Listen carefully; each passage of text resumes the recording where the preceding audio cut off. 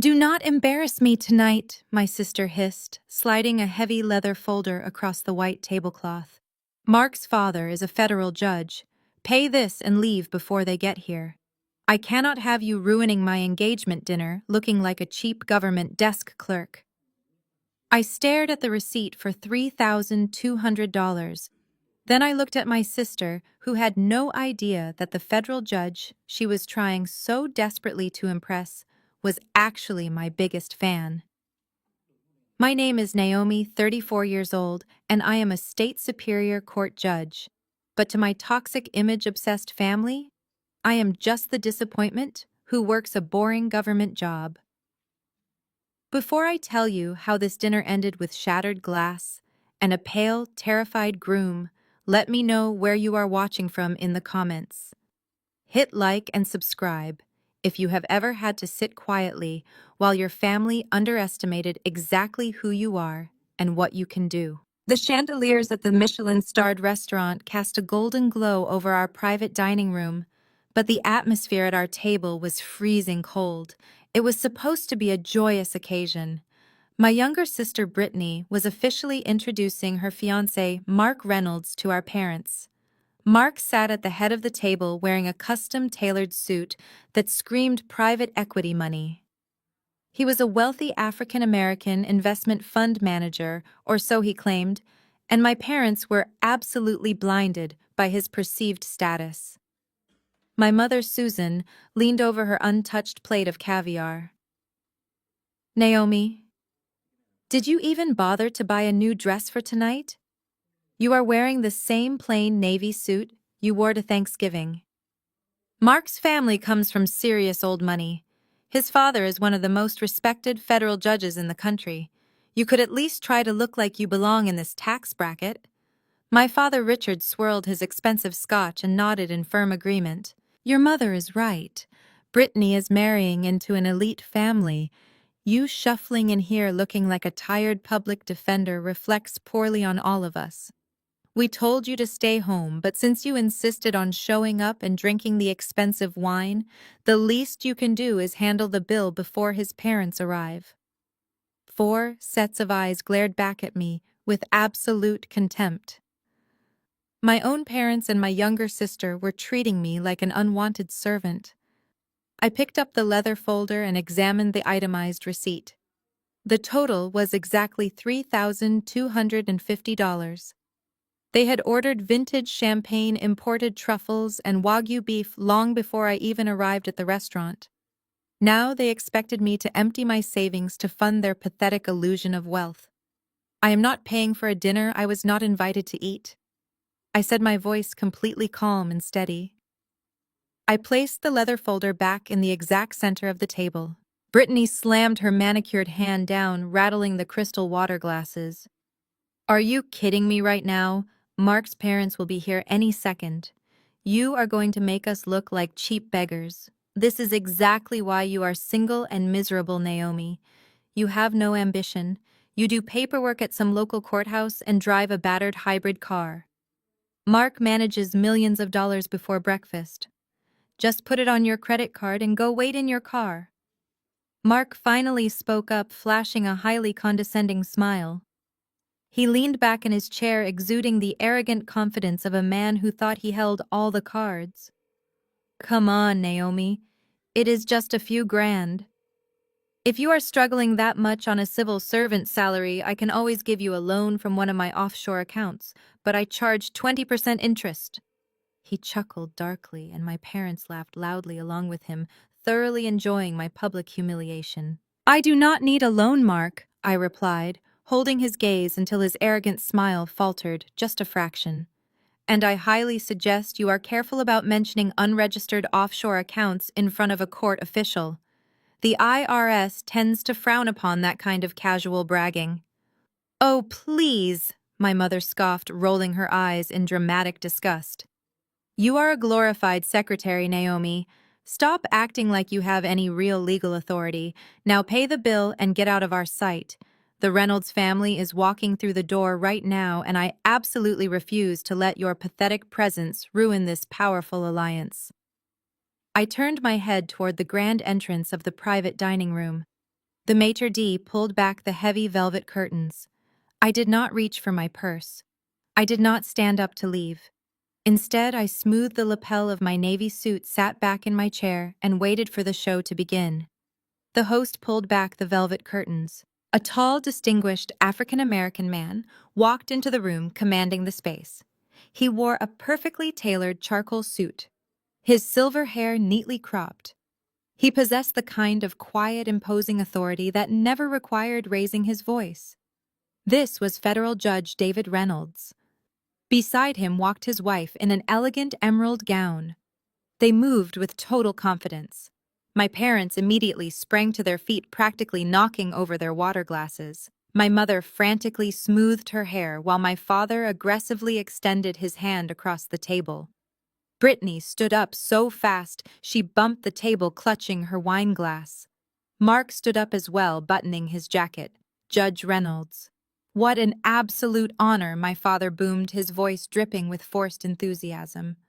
I am Richard Pierce, and this is my wife, Susan.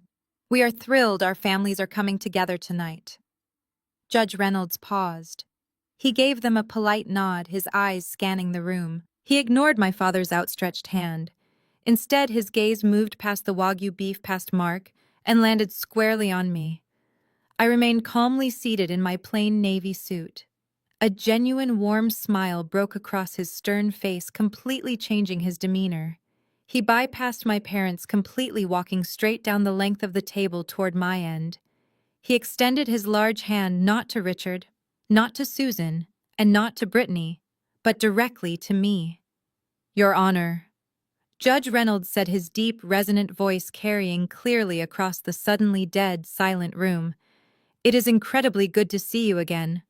I was truly hoping you would be here tonight. I stood up, then grasping his hand firmly, offering a respectful nod. The pleasure is entirely mine, Judge Reynolds. It has been quite a while since the Regional Judicial Conference in Boston. He chuckled warmly, shaking his head in obvious admiration. Do not be so modest, Naomi. Brilliant work dismantling that cartel money laundering ring last month. The Federal Circuit has been following your rulings very closely. You are making the state courts look exceptionally sharp. We need more minds like yours on the bench. Crash! The sudden sharp sound of breaking crystal violently shattered the heavy tension in the room. I turned my head slowly. Brittany was standing completely frozen, her mouth hanging slightly open, staring blankly at the floor where her expensive wine glass had just exploded into dozens of sparkling pieces. Dark red wine seeped into the plush white carpet like a spreading stain. She looked from the broken glass to me, then to the federal judge, her brain completely short-circuiting as she tried to process the impossible words, "Your Honor." My mother looked like she had been physically struck by a heavy object. Her jaw was completely slack, her eyes darting frantically between me, her supposed failure of a daughter, and the highly esteemed federal judge treating me as an equal. My father was still standing awkwardly with his hand stupidly extended in midair, his face rapidly flushing a deep, embarrassing shade of purple. But the most immensely satisfying reaction belonged to Mark. Mark, the arrogant investment fund manager who had just smugly offered me a predatory loan at 20% interest. All the blood had completely drained from his face, leaving him looking sickly gray. His confident, condescending smirk had vanished entirely, replaced by an expression of pure, unadulterated terror. He gripped the edge of the table so hard his knuckles turned completely white. I did not say a single word. I let the heavy silence stretch thick and suffocating. I let them drown in their own profound shock. My family had spent the last hour treating me like an embarrassing peasant, completely unaware that in the legal hierarchy I outranked nearly everyone they knew. The power dynamic in the room had just flipped entirely, and I was not going to give them an easy way out by breaking the agonizing awkwardness. Finally, Judge Reynolds looked around, seemingly noticing the frozen, panicked statues my family had suddenly become. He glanced down at the spilled red wine on the carpet and then looked back at me, a question forming in his sharp eyes. "Is everything all right here?" he asked, his tone shifting back to professional neutrality. Everything is perfectly fine, Judge, I replied smoothly, sitting back down and gracefully crossing my legs. My sister just had a slight slip of the hand. We were just having a fascinating discussion about finances before you arrived. Mark swallowed hard, an audible gulp echoing in the quiet room. He knew exactly what I was doing. I was reminding him that I had not forgotten a single word he or my family had said. And now the game had completely changed forever. I did not stay to watch them scramble to pick up the pieces of their shattered pride. I slowly stood up, smoothing the front of my jacket. "It was wonderful seeing you again, Judge Reynolds," I said, offering him a polite nod. "I wish I could stay, but I have a rather early docket tomorrow morning. Please enjoy the Wagyu." I turned my back on my parents, who were still sitting in stunned silence, and walked gracefully out of the private dining room. I did not touch the leather folder containing the $3,200 bill. Let the millionaire investment fund manager handle it. The cool evening air hit my face as I stepped out of the restaurant and handed my ticket to the valet. I took a deep breath, letting the tension slowly leave my shoulders. But the peace was incredibly short-lived. "Naomi, wait right there." I turned to see my mother Susan storming out of the heavy glass doors of the restaurant.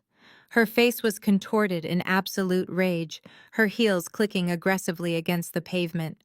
She marched right up to me, her eyes blazing with a fury I had not seen since I chose law school, over marrying the wealthy country club heir she had picked out for me years ago. "How dare you?" she hissed, pointing a trembling finger at my chest. "How dare you pull a stunt like this on your sister's special night?" "A stunt," I repeated, keeping my voice dangerously low. "You mean the stunt where your future son-in-law's father simply recognized me from my professional career?" "Do not lie to me," Susan snapped, stepping closer, her voice rising in pitch. "You set this whole thing up. You found out who Mark's father was, and you pulled some strings, or called in a favor, or hired some actor to walk in here and pretend you are some important judge. You are just a civil servant. You did this just to humiliate Brittany because you are jealous of her success and her rich fiancé." The sheer delusion was almost breathtaking. My mother would rather believe a wildly convoluted conspiracy theory involving hired actors than accept the simple fact that her scapegoat daughter was highly successful. Before I could even process the absurdity of her accusation, her hand flew out. The slap echoed loudly in the quiet valet area. It stung sharply, leaving a hot red mark across my left cheek. The valet attendant holding my car keys froze in his tracks, his eyes wide with shock. He instinctively took a half step back, unsure if he should call security. I did not flinch. I did not raise my hand to touch my face. I just stared down at my mother, watching her chest heave as she tried to catch her breath from the exertion of her own irrational anger. "You are a bitter, lonely woman, Naomi," she spat, adjusting her expensive designer handbag over her shoulder. "You will never be half the woman your sister is. Mark is going to take care of this family. He is taking us to the very top, and you are going to be left down here in the dirt where you belong. He already gave us access to his firm's premium accounts." As she jerked her arm to secure her purse, the magnetic clasp popped open. My mother was notoriously careless with her belongings, and the contents shifted under the dim streetlights. Tucked carelessly inside the side pocket, catching the neon glow of the restaurant sign, was a sleek, heavy black metal credit card. It was not a standard bank card. As a judge who handled complex financial fraud cases on a daily basis, my eyes naturally zeroed in on the specific details. The card bore the name Horizon Sterling Trust. Underneath, embossed in crisp silver lettering, was my mother's name, Susan Pierce. And right below that, the title Corporate Partner. My legal instincts immediately flared to life, cold and sharp. Mark claimed to be running a private equity fund. Legitimate private equity funds do not issue corporate partner credit cards to the middle-class parents of their fiancés. That financial structure reeked of a commingled asset scheme. It looked exactly like the kind of operation that required taking money from new investors to pay off the extravagant lifestyles of the early adopters. The kind of aggressive wire fraud scheme that sent arrogant men to federal prison for a very long time. My hybrid car pulled up to the curb, its engine completely silent. The valet nervously opened the door for me, keeping his eyes averted from my mother. I looked away from the black card and locked eyes with Susan. Her face was still twisted in a sneer of triumph, completely oblivious to the massive financial trap she had clearly walked right into. She thought that piece of metal was a ticket to high society, not a piece of state's evidence. "You are right about one thing, Mother," I said smoothly, my voice completely devoid of any emotion. "Mark is certainly going to take this family somewhere." I climbed into the driver's seat and closed the door firmly, leaving her standing alone on the pavement. As I drove away from the restaurant, my cheek still burning from her physical assault, my mind was already racing ahead to tomorrow morning. Mark Reynolds had made a fatal miscalculation tonight. He thought he was dealing with a jealous, powerless sister. He had no idea he had just invited a state superior court judge to audit his entire life. The morning light filtered through the heavy oak blinds of my superior court chambers, casting long shadows across the thick legal volumes lining my walls. My clerk had already placed a fresh cup of black coffee and the morning docket on my mahogany desk. My family liked to mock my government job, but they had absolutely no comprehension of the sheer informational power resting at my fingertips. I bypassed my daily case files. Today, I had a highly personal investigation to conduct. I sat down in my high-backed leather chair, woke up my secure dual-monitor terminal, and logged into the Interagency Financial Crimes database. It was a restricted network requiring dual authentication and my judicial credentials to access. I typed the name I had seen, embossed on my mother's black metal credit card, under the streetlights the night before. Horizon Sterling Trust. I hit enter and waited for the system to aggregate the data across state and federal registries. If Mark Reynolds was truly the elite private equity fund manager he claimed to be, his firm would have a massive, highly visible corporate footprint. There would be extensive quarterly filings, a documented board of directors, mandatory public disclosures, and a long trail of institutional investors backing his ventures. Instead, the screen blinked back a painfully thin profile. Horizon Sterling Trust was not a Wall Street powerhouse managing millions in legitimate assets.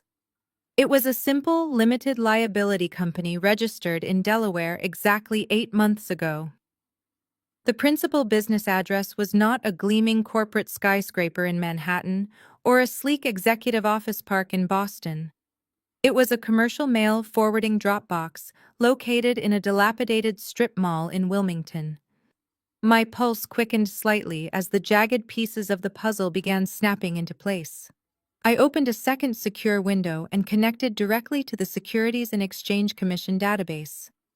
Anyone legally managing the kind of institutional wealth Mark bragged about would be heavily regulated. He would be legally required to hold specific financial licenses and submit to rigorous audits.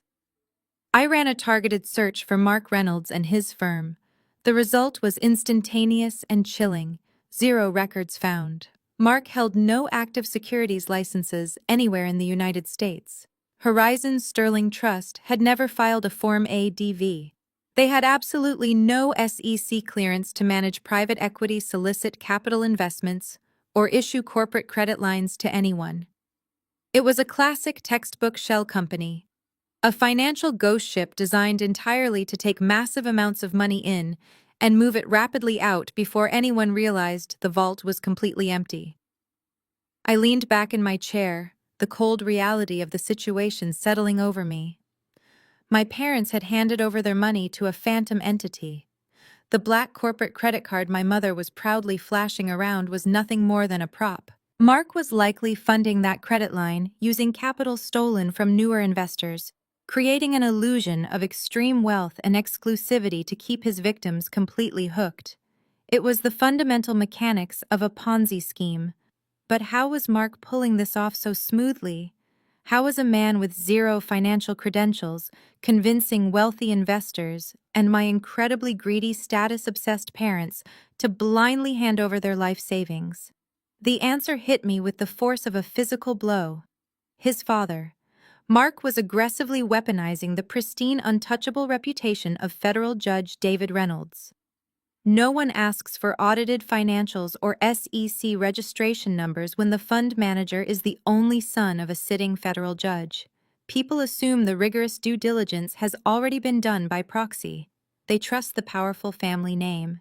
It was a brilliant psychological manipulation, and it was deeply, incredibly illegal. He was using his father as a bulletproof shield to run a massive financial fraud right under everyone's noses. I pressed print on the database records, listening to the heavy machine hum as it produced the hard evidence of Mark's impending destruction. I could not simply hand this thin file to the police just yet. White-collar crime required airtight proof of malicious intent and active financial solicitation. If I moved too fast, Mark would panic and instantly wire whatever money was left into an untouchable offshore account, leaving his victims completely bankrupt. I needed Mark to verbally brag. I needed him to confidently explain his illegal financial structure out loud in front of witnesses.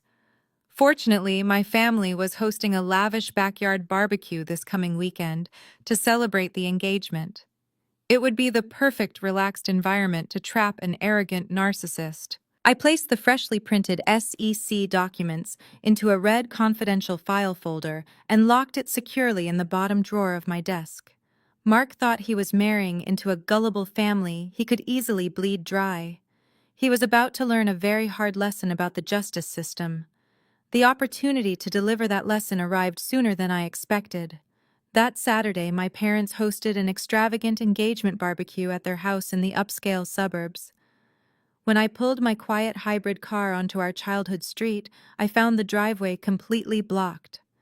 A bright cherry red Porsche Macan sat gleaming in the afternoon sun, taking up 3 parking spaces. Brittany was leaning against the hood, wearing designer sunglasses and holding a crystal glass of champagne, loudly holding court with a group of our wealthy neighbors. "Look who finally decided to show up," Brittany called out as I walked up the driveway. She patted the pristine hood of the luxury SUV. "Do you like it, Naomi? Mark surprised me with it this morning. An early wedding gift. It is a completely custom build. He paid cash, of course." The neighbors murmured in impressed jealousy. I looked at the temporary dealer plates and simply nodded. A cash purchase for a rapidly depreciating asset funded by an unregistered portfolio manager. It was practically a neon sign screaming financial fraud, but my sister was too busy admiring her own reflection in the tinted windows to see the absolute danger she was in. I made my way to the expansive backyard patio, where the heavy smell of expensive catering filled the air. My father Richard was standing on the raised wooden deck, holding a pair of silver tongs like a royal scepter. He aggressively clinked his glass to get the attention of the 50 or so guests, mingling on the freshly manicured lawn. "Everyone listen up," my father boomed over the soft jazz playing from the outdoor speakers. "Susan and I have a massive announcement to make. As you all know, our beautiful daughter Brittany is marrying an absolute financial genius. Mark has completely opened our eyes to how real wealth is built. The traditional retirement system is a complete scam, designed to keep the middle class down. We decided we are not waiting another 10 years to start truly enjoying our lives." My mother stepped up next to him, practically vibrating with smug pride. She tightly linked her arm through Mark's. "We have officially cashed out our entire retirement portfolio. Every single penny we have saved over the last 30 years. $1.5 million. We transferred it all to Mark's private equity fund this morning. He locked us in at a guaranteed 25% annual return. We are buying a beachfront luxury condo in Boca Raton next month." The crowd erupted into loud applause and shocked whispers. My stomach turned to absolute ice. $1.5 million. They had liquidated their entire life savings and handed it to a ghost entity. The tax penalties alone for early withdrawal would be catastrophic, but losing the principal amount would completely destroy them and leave them homeless. Mark stood there soaking in the blind admiration with a modest, humble brag smile plastered on his face. A guaranteed 25% return, I said aloud. My voice was not loud, but it possessed the sharp carrying authority of a courtroom judge. It cut through the applause like a surgical blade. The patio instantly fell silent. I stepped forward out of the shadow of the canvas awning. That is an incredibly aggressive guarantee, Mark. Even the top-performing hedge funds on Wall Street rarely promise a fixed return that high. How exactly are you structuring that level of liquidity? Mark's confident smile faltered for a fraction of a second before he desperately recovered his arrogant posture. He laughed a deep, condescending sound, looking around at the guests, as if sharing an inside joke. Come on, Naomi, I do not expect a state government employee to understand high-level algorithmic trading. We use proprietary leverage in emerging offshore markets. It is highly complex stuff. Emerging markets, I repeated, taking another slow step closer. Fascinating. Since you are dealing with retail investors like my parents and taking on over $1 million in capital, you must be heavily utilizing standard federal exemptions. Which Regulation D exemption are you filing under to avoid a full public prospectus? Are you using Rule 506B or 506C? Mark blinked rapidly. The smug confidence began to melt completely off his face. I noticed a large bead of sweat form at his hairline and slowly trail down his temple. We utilize a hybrid approach. He stammered, his eyes darting nervously toward my father for support. It is securely handled by my specialized compliance team in Delaware. A compliance team? I smiled coldly, crossing my arms. That is fantastic news. Then your firm's Form ADV should be fully updated and publicly available on the Investment Advisor public disclosure website right now. I checked the Federal Registry this morning, Mark. Your firm is not listed anywhere. You have no active CRD number. How exactly are you legally guaranteeing a 25% yield without a basic SEC registration? The silence in the backyard was suddenly deafening. The neighbors exchanged highly uncomfortable glances, their previous jealousy morphing into sharp suspicion. Mark swallowed hard. His expensive tailored linen shirt suddenly looked a little too tight around his neck. The heavy afternoon sun seemed to bear down directly on him. He opened his mouth to speak, but no words came out. He was completely out of his depth, and looking into my eyes, he knew that I knew exactly what he was hiding. Before Mark could stumble through a fabricated excuse, he deliberately dropped his head and let out a long, heavy sigh. He ran a hand over his face, instantly shifting his demeanor from a cornered fraudster to a deeply wounded victim. When he looked back up at the crowd, his eyes were wide and filled with completely manufactured hurt.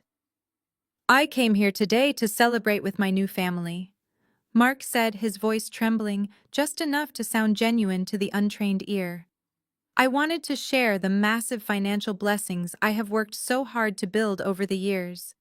And instead, I am standing in my future in law's backyard, being aggressively cross-examined like a common criminal by a sister who cannot stand the fact that I am trying to elevate her parents. The manipulation was absolutely flawless. The uncomfortable suspicion that had briefly settled over the wealthy neighbors instantly evaporated quickly, replaced by sympathetic murmurs for Mark and glaring looks directed straight at me. Brittany slammed her champagne glass onto a glass patio table so hard the crystal stem cracked. "Are you completely insane, Naomi?" she shrieked, marching across the grass until she was standing inches from my face. "You just cannot let me have one single day of joy. You cannot stand that I found a wealthy, successful man who treats me like an absolute queen, while you go home to a depressing, empty apartment every single night. You are nothing but a jealous, bitter spinster trying to ruin my happiness because your own life is so painfully pathetic." I looked calmly at my sister. Her face was flushed with genuine, unfiltered rage. She was wearing a massive diamond engagement ring paid for by stolen money, furiously defending the man who was actively robbing our parents blind. "I am simply asking standard due diligence questions, Brittany," I replied. keeping my voice perfectly level and devoid of emotion. If Mark is independently handling $1.5 million of our parents' retirement fund, he should be able to answer basic compliance inquiries without breaking a sweat. Shut your mouth right now, Naomi. My mother. Susan screamed, physically pushing her way past Brittany to get to me. You have crossed a massive line today. You have always thought you were so much smarter than everyone else just because you passed the bar exam. But you know absolutely nothing about real money or real society. Mark is giving us total financial freedom. He is taking us permanently out of the middle-class struggle, and you are maliciously trying to sabotage it just to stroke your own massive ego. She pointed a shaking, manicured finger directly at my face. You want us to stay miserable and average just like you. You want us to be trapped in this boring suburb forever. Well, it is not going to work. We trust Mark implicitly. The crowd of neighbors began to awkwardly step back, realizing they were witnessing a deeply toxic and highly personal family meltdown. Several guests began whispering urgently to their spouses, quietly setting down their expensive paper plates and edging toward the side gate to escape the crossfire. My father Richard stormed down from the wooden deck. His face was a terrifying mask of absolute fury, the thick veins bulging visibly in his neck. He shoved his way violently through the remaining guests and stood directly in front of me, his large frame attempting to physically intimidate me into submission. You listen to me, and you listen good, he growled, his voice vibrating with barely contained rage. I have worked my entire miserable life for a moment exactly like this. I have scraped and saved, and finally my future son-in-law hands me the ultimate golden ticket. And you walk in here driving your cheap little car, wearing your cheap little clothes, and try to publicly humiliate the man who is literally saving this family. I looked my father directly in the eye, offering one last lifeline. Dad, please listen to reason. I ran his firm through the federal databases this morning. The company is completely unregistered. There is no legitimate financial infrastructure. If you transfer your entire retirement to him, you are going to lose every single penny. I said, shut up! Richard roared, his voice echoing loudly off the surrounding houses. I do not care about your government databases. I do not care about your boring legal jargon. Mark is the son of a federal judge. His family has more integrity in their pinky fingers than you have in your entire body. He took a deep, ragged breath, his chest heaving, and delivered the final, devastating blow. If you ever speak to Mark like this again, if you ever ask him another disrespectful question or try to interfere with my investments, I will officially disown you. I will cut you out of my will entirely. I will take your name off the deed to this house, and you will never set foot in my presence again. Do you understand me, Naomi? You are either fully with this family, or you are completely dead to us. I stood motionless on the manicured lawn, surrounded by the three people who were supposed to love and protect me. They were furiously defending the charming parasite who was bleeding them dry. I looked over my father's shoulder at Mark. He was standing safely behind Richard, a smug, victorious smile creeping back onto his handsome face. He thought he had won. He thought he had successfully weaponized my family against me to protect his fraud. I did not argue. I did not cry. I simply observed their blind, all-consuming greed. They had made their ultimate choice. I gave a single slow nod to my father. I understand perfectly, Richard, I said quietly. I turned around and walked back down the long driveway, leaving them to their tragic, expensive illusion. I walked down the long driveway, but quickly realized I had left my car keys on the kitchen island when I first arrived. I slipped quietly through the side garage door, hoping to grab them and vanish before anyone noticed my return. The house was completely still, the heavy sliding glass doors muffling the lively chatter from the backyard patio. I found my keys exactly where I left them. As my fingers closed around the metal keyring, a dark shadow fell across the polished granite counter. Mark stepped into the kitchen, letting the heavy wooden pantry door swing shut behind him. He reached out and locked the deadbolt with a sharp metallic click. We were completely alone. The charming, victimized son-in-law was entirely gone. The man standing before me now had eyes as cold and flat as a shark. He walked slowly across the kitchen, his expensive shoes making no sound on the tile. He stopped just inches away, using his height to physically crowd my space. "You think you are so incredibly smart, do you not, Naomi?" he said. His voice was no longer smooth and inviting. It was a low, dangerous rasp. "You think running a few basic government database searches makes you a legitimate player in this high-stakes game? You have absolutely no idea what you are dealing with." I did not back away. I kept my breathing steady. I casually crossed my arms, resting my right wrist over my left elbow. With a subtle, practiced movement of my index finger, I double-tapped the screen of my smartwatch. A tiny, almost invisible red pixel illuminated on the sleek black digital watch face, confirming the system was active. The ambient microphone was live and recording directly to my secure cloud server. "I know exactly what I am dealing with, Mark," I replied evenly. "A textbook Ponzi scheme." Mark let out a harsh, ugly laugh. He slammed both hands flat on the marble counter on either side of me, trapping me against the sink. "Listen to me very carefully, Your Honor." He spat heavily, mocking my judicial title. "I am not some street-level thug you can throw the book at. My network goes deeper than you can even comprehend. I have political connections in this state that can squash a mid-level judge like a bug. You think my father is my only shield. I fund campaigns. I own people who sit much higher on the bench than you will ever reach. Is that how you justify robbing my parents?" I asked, keeping my tone purposefully inquisitive to draw out more audio evidence. "By pretending you are an untouchable political mastermind. They gave you $1.5 million today." "They gave it to me because they are greedy, pathetic sheep." Mark sneered, his true predatory nature finally completely exposed. "Your father practically begged me to take his money. People like them deserve to be separated from their wealth. And if you try to blow the whistle on my operation, I will not just bankrupt your family, I will completely destroy your life. I will have a team of fixers manufacture a scandal so deeply buried in your chambers that you will be stripped of your robe, disbarred, and facing federal charges before you can even blink." He reached out and aggressively flicked the lapel of my navy jacket. "You will be a disgraced, unemployed pariah. Do you really want to sacrifice your precious career for parents who just publicly disowned you? They hate you, Naomi. They chose me. Walk away and mind your own business." I looked down at his hand, then back up to his eyes. He expected fear. He expected me to crumble under the weight of his criminal intimidation. Instead, I gave him a small, pitying smile. "You are making a massive mistake, Mark," I said.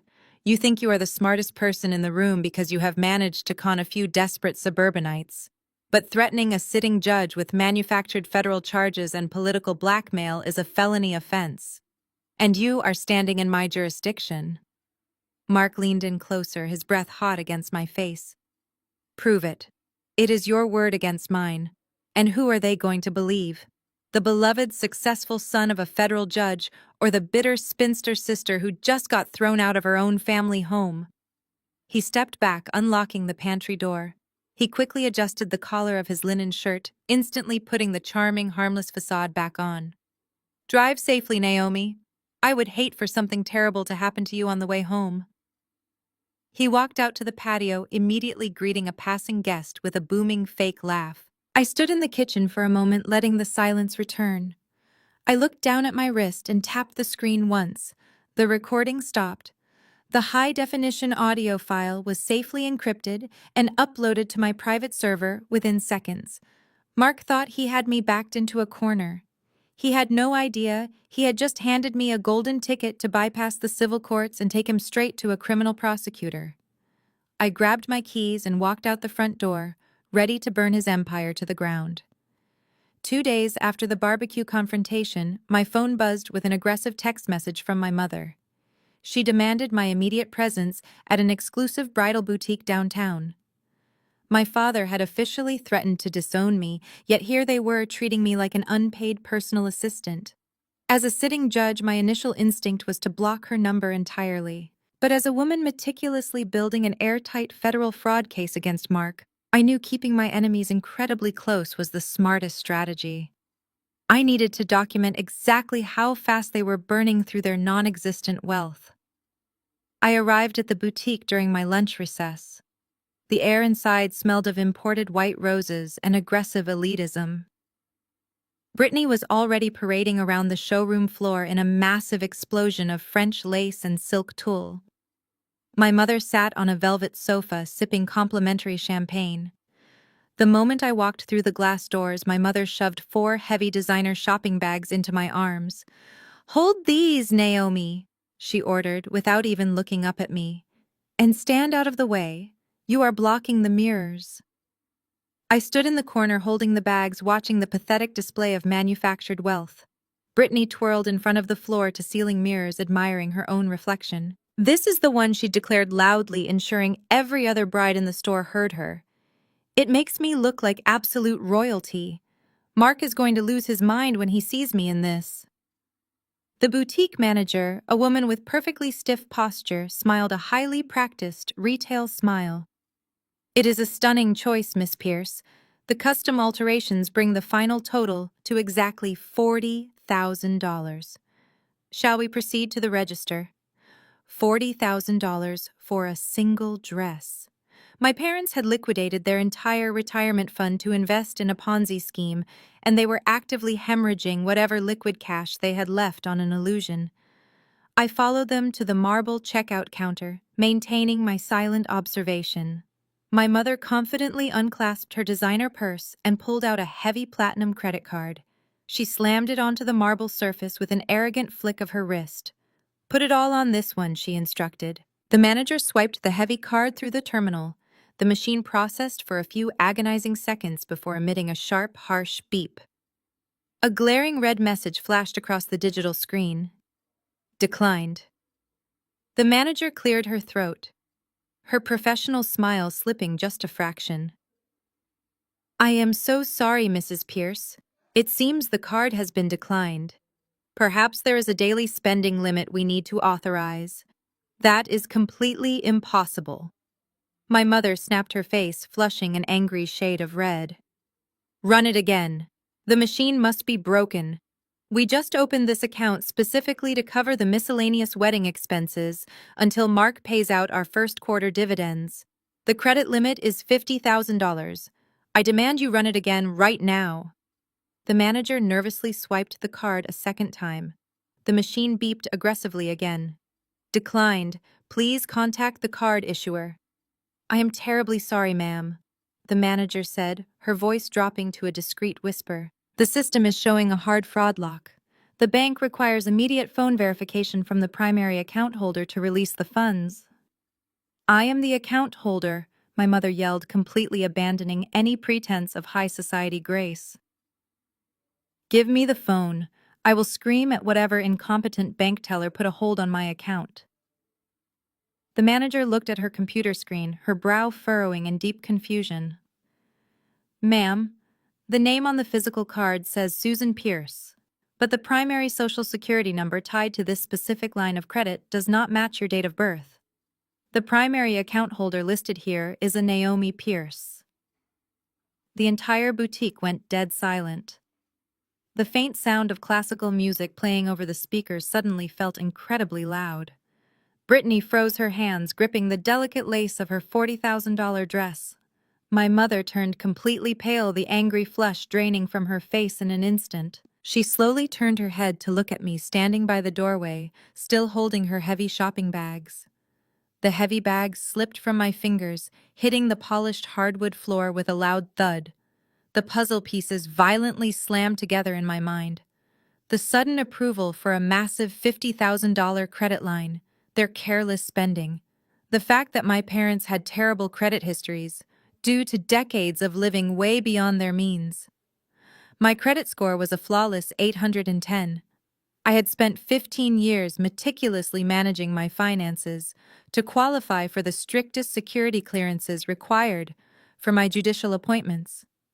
"Naomi," my mother stammered, taking a trembling step toward me. "Naomi, please do not overreact. We can explain everything. You used my social security number?" I said, my voice dropping to a dangerous, icy whisper. You committed felony identity theft to buy a wedding dress. We just needed a temporary bridge loan. Brittany whined, entirely missing the catastrophic legal reality of the situation. Your credit is perfect, Naomi. You never even use it. We were going to pay the balance off the second Mark transferred our money back next month. You are being completely dramatic. I stared at my mother, then at my sister. They had not just stolen from me. They had fundamentally compromised my entire judicial career, my financial security, and my legal standing, all for a piece of white fabric. The fury that ignited in my chest was colder and sharper than anything I had ever felt before. I did not scream. I did not cry. Decades of strict judicial training had taught me that in moments of extreme crisis, emotion is your absolute worst enemy. Clarity is your only weapon. I stepped around my mother, my low heels clicking softly on the polished hardwood floor, and approached the heavy marble counter. I looked directly at the boutique manager. Her hands were hovering nervously over the keyboard, her professional demeanor completely shattered by the unfolding drama. Please call 911, I said, keeping my voice perfectly level and professional. I need to report a felony case of identity theft and credit card fraud. The manager gasped, her eyes darting frantically between me and my mother. Are you absolutely sure, ma'am? This is a very serious accusation to make inside the store. I am a state superior court judge, I replied, making sure every single syllable echoed clearly in the quiet, expansive showroom. I am very aware of the legal gravity of this situation. Call the police right now. My mother let out a strangled, high-pitched shriek. Naomi, stop this instant. You are making a massive scene over absolutely nothing. Hang up that phone right now before you ruin your sister's special day. The manager wisely ignored my mother and immediately picked up the receiver, dialing the numbers with noticeably shaking fingers. At that exact moment, the heavy glass front doors of the boutique swung open. My father, Richard, strolled inside, casually holding a designer coffee cup. He had been waiting outside to avoid the tedious dress fitting, but clearly grew impatient with the delay. What is all the screaming about? My father demanded, taking in the chaotic scene. Brittany was clutching her chest in the $40,000 custom dress. My mother looked like she was about to faint on the velvet sofa, and I was standing completely calmly at the cash register. Richard, Susan cried out, running over to grab his arm like a helpless victim. Naomi is completely losing her mind. She is having the boutique manager call the police on us just because we used her credit profile for a tiny bridge loan. My father froze. His eyes narrowed as his brain slowly processed my mother's words, and then his furious gaze locked onto me. The brief moment of confusion was instantly replaced by an ugly, highly defensive rage. He marched over to the marble counter, attempting to use his large frame to physically tower over me. Tell that woman to hang up the phone right now, Naomi, he ordered, his voice vibrating with anger. This is a private family matter. We are not involving the city authorities over a simple financial misunderstanding. It is not a misunderstanding, Richard, I said coldly, absolutely refusing to break eye contact or step back. It is aggravated identity theft. You used my private social security number to open a $50,000 line of credit without my knowledge or consent. That is a severe federal crime. We are your parents, he roared, slamming his heavy hand down on a nearby jewelry display table, causing the glass to shake. We raised you. We fed you. We put clothes on your back for 18 years. You owe us for everything you currently have. Your perfect credit score only exists because we gave you a stable home to grow up in. You are our daughter, and your financial resources belong to this family when we need them. Brittany chimed in from the elevated fitting pedestal, her voice dripping with toxic venom. You are so incredibly selfish, Naomi. It is my wedding. Mark is going to pay the entire balance off in a few weeks anyway. You are literally trying to send our own parents to jail over a temporary credit charge, just because you are so jealous of my happiness. You are a terrible monster. I looked at the three of them. The absolute unyielding entitlement was staggering to witness. They had completely convinced themselves that stealing my identity was not just legally acceptable, but actually their fundamental parental right. They wanted me to blindly absorb massive financial ruin so my sister could play dress-up, and they were actively trying to gaslight me into believing I was the villain for simply defending my own livelihood. You do not get to steal my financial identity and call it parenting, I said, my voice cutting through their pathetic hysteria like a blade of ice. And you do not get to use the convenient excuse of family to commit felony fraud. If Mark is so incredibly wealthy, he can pay for the dress in cash today. But he cannot. Because Mark is a criminal con artist who has already stolen your entire retirement fund, and now you are desperately trying to steal from me to keep up his pathetic illusion. Do not, you dare disrespect Mark. My father shouted aggressively, pointing his finger inches from my face. Mark is a financial genius. You are just a bitter, ungrateful child. I demand you cancel this police call right now, or I swear I will make you regret it. I calmly swatted his finger away from my face. I am not a child, Richard. I am the victim of a financial crime. And I am not canceling anything. I turned my back on them and walked over to a plush velvet armchair near the front window. I sat down elegantly, crossed my legs, and calmly folded my hands in my lap. The distant piercing sound of police sirens began to wail through the downtown streets, growing louder and more dominant with every passing second. You are destroying this family, my mother sobbed, burying her face in her trembling hands. No, I replied softly, watching the flashing red and blue lights begin to reflect off the boutique's front window. I am just holding the mirror up. You destroyed yourselves. Two uniformed city police officers pushed through the heavy glass doors of the boutique. The sudden intrusion of law enforcement shattered the carefully curated atmosphere of high society elegance. The boutique manager immediately pointed a shaking finger in my direction. My father Richard aggressively stepped directly into the path of the approaching officers, holding up his hands in a pathetic attempt to control the narrative. Officers, there is absolutely no need for you to be here, my father said, plastering on a fake hearty chuckle that sounded incredibly hollow. This is just a ridiculous family misunderstanding. My daughter simply got confused about a shared credit account. We apologize for wasting your valuable time. You can go ahead and head back to your patrol. I stood up from the velvet armchair and smoothed my skirt. I am the one who called, I said clearly, stepping around my father. I am State Superior Court Judge Naomi Pierce. I am reporting a felony identity theft and credit card fraud. The individuals involved are my parents Richard and Susan Pierce, who fraudulently used my social security number to open a $50,000 line of credit without my consent. The officers instantly straightened their posture upon hearing my judicial title. The casual demeanor vanished, replaced by strict professional protocol. They pulled out their heavy leather-bound notepads. Naomi, you cannot do this to us, my mother shrieked. She grabbed the sleeve of the older officer. She is lying. We are a family. We had a verbal agreement. Tell them you're lying, Naomi. Ma'am, please step back, the officer commanded sternly, easily, brushing off her desperate grip. He turned to the boutique manager. We are going to need the physical credit card and the transaction logs from the terminal. That was the exact moment reality finally penetrated my sister's thick skull. Brittany realized the credit card was being confiscated as state evidence. She realized the $40,000 custom lace gown was not going home with her.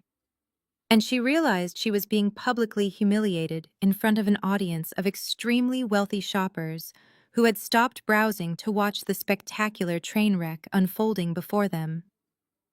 Brittany let out an ear-piercing, guttural scream. She stomped her bare foot hard against the elevated wooden fitting pedestal. "You are ruining my life!"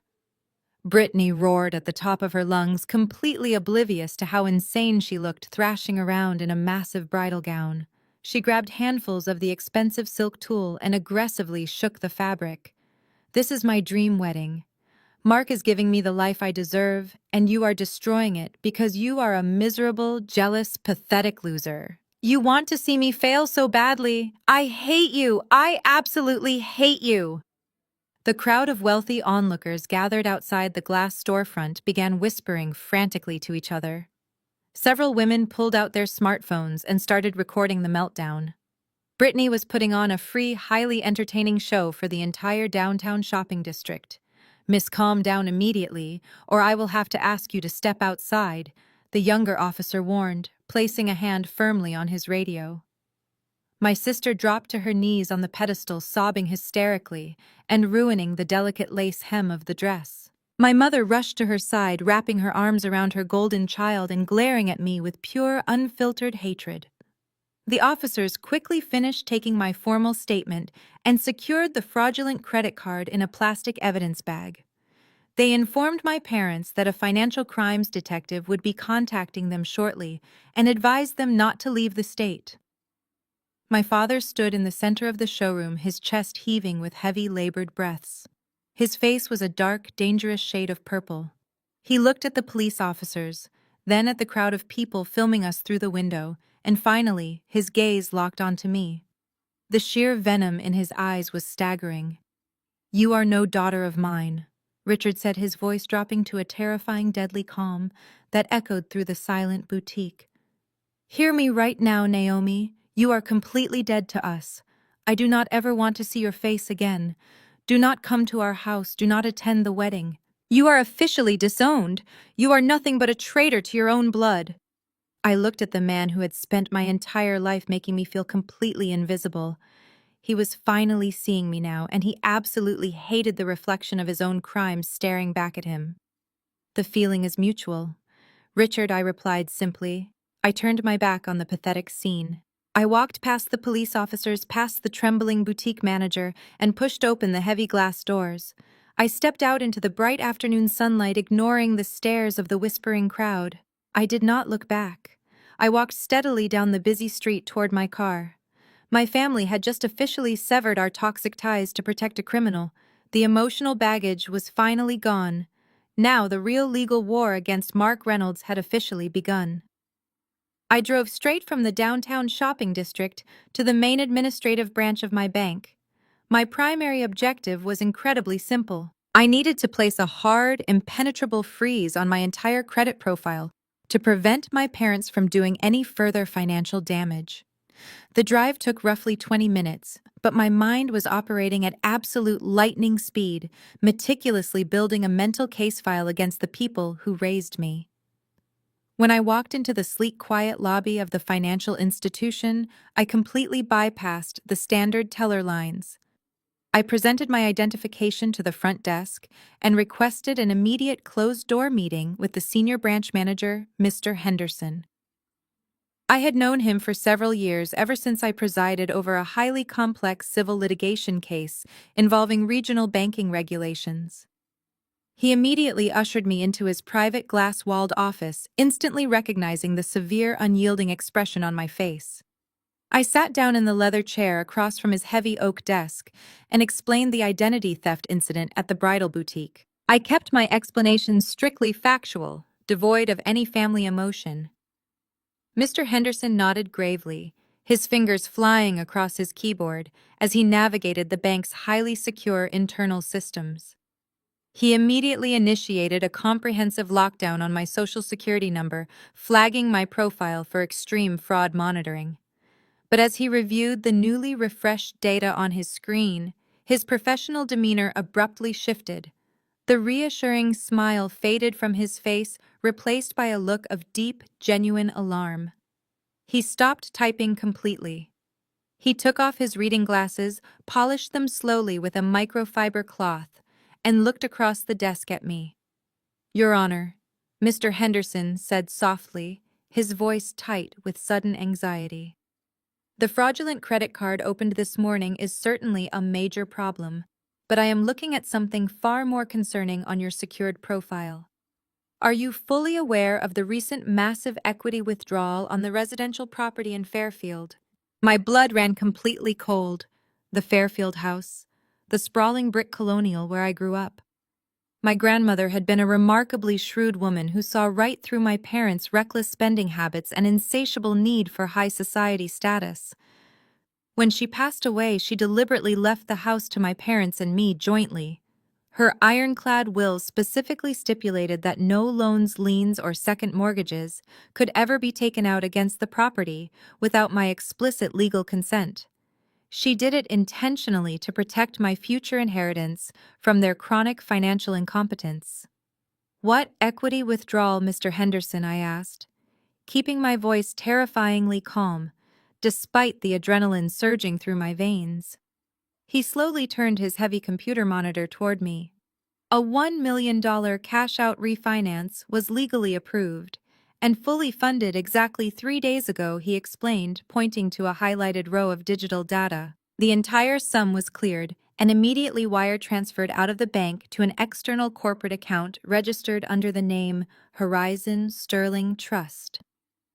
I stared at the glowing screen, the puzzle pieces locked together with devastating clarity. My parents had not just foolishly cashed out their retirement portfolio to fund Mark's Ponzi scheme. They had mortgaged the only real tangible asset our family possessed. They had literally handed Mark the roof over their heads. "That is completely impossible," I stated flatly, tapping my finger against the edge of his desk. "I am a joint owner on that deed. A financial transaction of that magnitude requires my physical signature in front of a licensed bonded notary. I have signed absolutely nothing." Mr. Henderson clicked his mouse, bringing up a scanned digital PDF of the final closing documents from the bank's loan department. "We have your signature right here on the master agreement, Naomi," he said gently, "and it is fully stamped and notarized by a third party." I leaned forward and examined the digital document on the screen. There on the bottom line of the heavy legal contract was my name. But the handwriting was an aggressive, sloppy imitation. It was my mother's distinct looping cursive awkwardly masquerading as my official signature. She had not just stolen my identity for a wedding dress. She had committed textbook federal mortgage fraud to secure $1 million in cash. The sheer, unadulterated audacity of their crime was absolutely breathtaking. They had effectively stolen a massive fortune from me to feed a criminal parasite, firmly believing I would never find out until Mark magically doubled their money. I looked at the forged signature on the screen, a cold, calculated sense of victory washing over me. They thought they had outsmarted me. Instead, my parents had just handed me the exact federal weapon I needed to destroy them all. The very next afternoon, I received an automated calendar notification that I had previously ignored. It was the date of Brittany's lavish bridal shower. It was being held at the exclusive Oak Ridge Country Club, a venue my parents could no longer afford, which meant Mark was funding the extravagant event with their stolen equity. I was officially disowned, but I had absolutely no intention of missing this party. I needed to corner Mark in a highly public setting before he could move the stolen funds offshore. I pulled my quiet hybrid car up to the valet stand and walked straight past the country club front desk. I followed the sounds of clinking champagne flutes and forced high-pitched laughter to the grand sunroom overlooking the 18th hole of the golf course. The expansive room was decorated in an explosion of pastel florals, towering crystal centerpieces, and silver balloons. About 40 of the most gossipy, wealthy women in our suburban district were gathered around plush velvet chairs, balancing delicate plates of imported macaroons and sipping expensive mimosas. Brittany was seated in a massive wicker peacock chair in the exact center of the room, wearing a custom silk white dress and a ridiculous rhinestone tiara.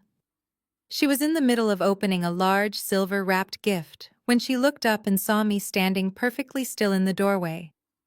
The false, radiant smile instantly vanished from her face. The lively chatter in the room died down to a strained, highly uncomfortable silence as the guests followed Brittany's shocked gaze. Everyone in that room knew who I was, and thanks to the lightning-fast country club rumor mill, they likely already knew about the police incident at the bridal boutique yesterday. "What are you doing here, Naomi?" Brittany demanded, her voice trembling with a carefully calculated mix of fear and intense indignation. I stepped fully into the room, my low heels making no sound on the thick patterned carpet. "I am just here to drop off a gift, Brittany," I replied smoothly, keeping my hands completely empty. "I thought it was important to celebrate the actual financial foundation of your upcoming marriage." Brittany instantly went on the defensive, turning her body toward the audience of wealthy housewives to ensure they caught every single word of her performance. "You need to leave right now," she cried out, placing a dramatic hand over her chest. "Please, everyone try to ignore her. My sister is deeply mentally unstable. She has been having a severe psychological breakdown because she is so intensely jealous of my engagement to a successful man. She even called the police on our own parents yesterday and made up insane paranoid lies about credit card fraud just to get attention." The women exchanged wide-eyed, scandalized looks.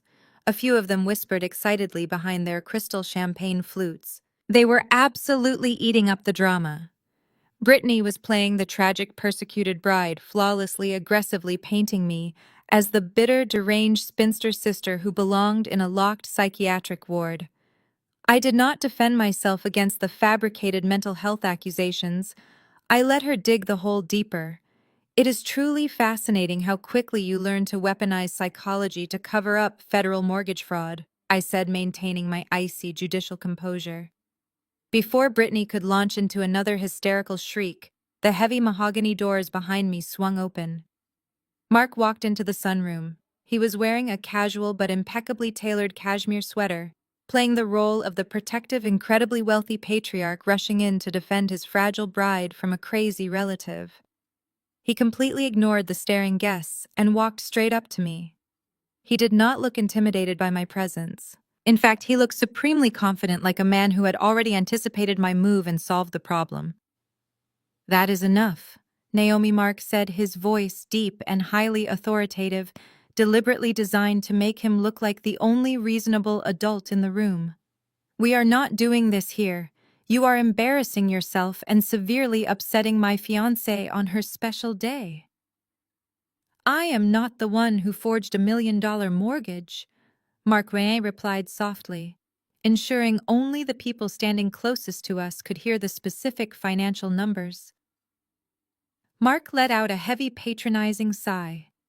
He reached inside his expensive leather messenger bag and pulled out a thick, professionally bound legal document.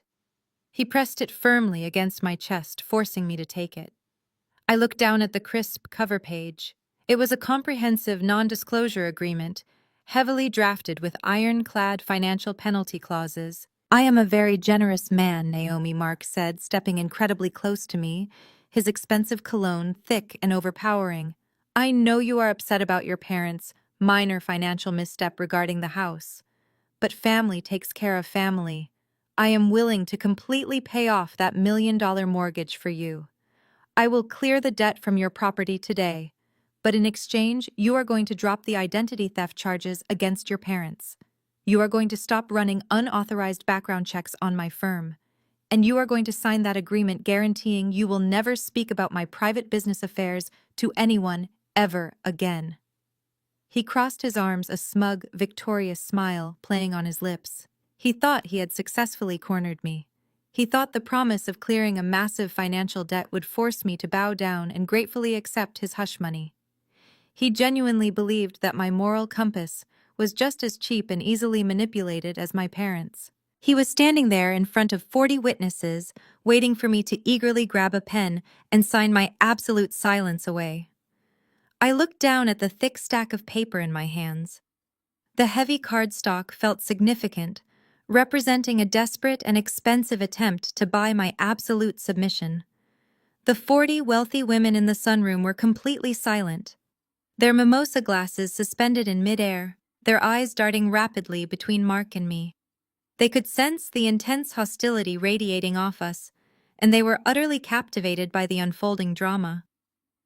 Mark pulled a sleek silver fountain pen from the breast pocket of his cashmere sweater and held it out to me with a look of extreme arrogance. I did not take the pen. I placed both of my hands firmly on the top edge of the heavily bound non-disclosure agreement. I locked eyes with Mark, ensuring he saw the absolute lack of fear in my gaze.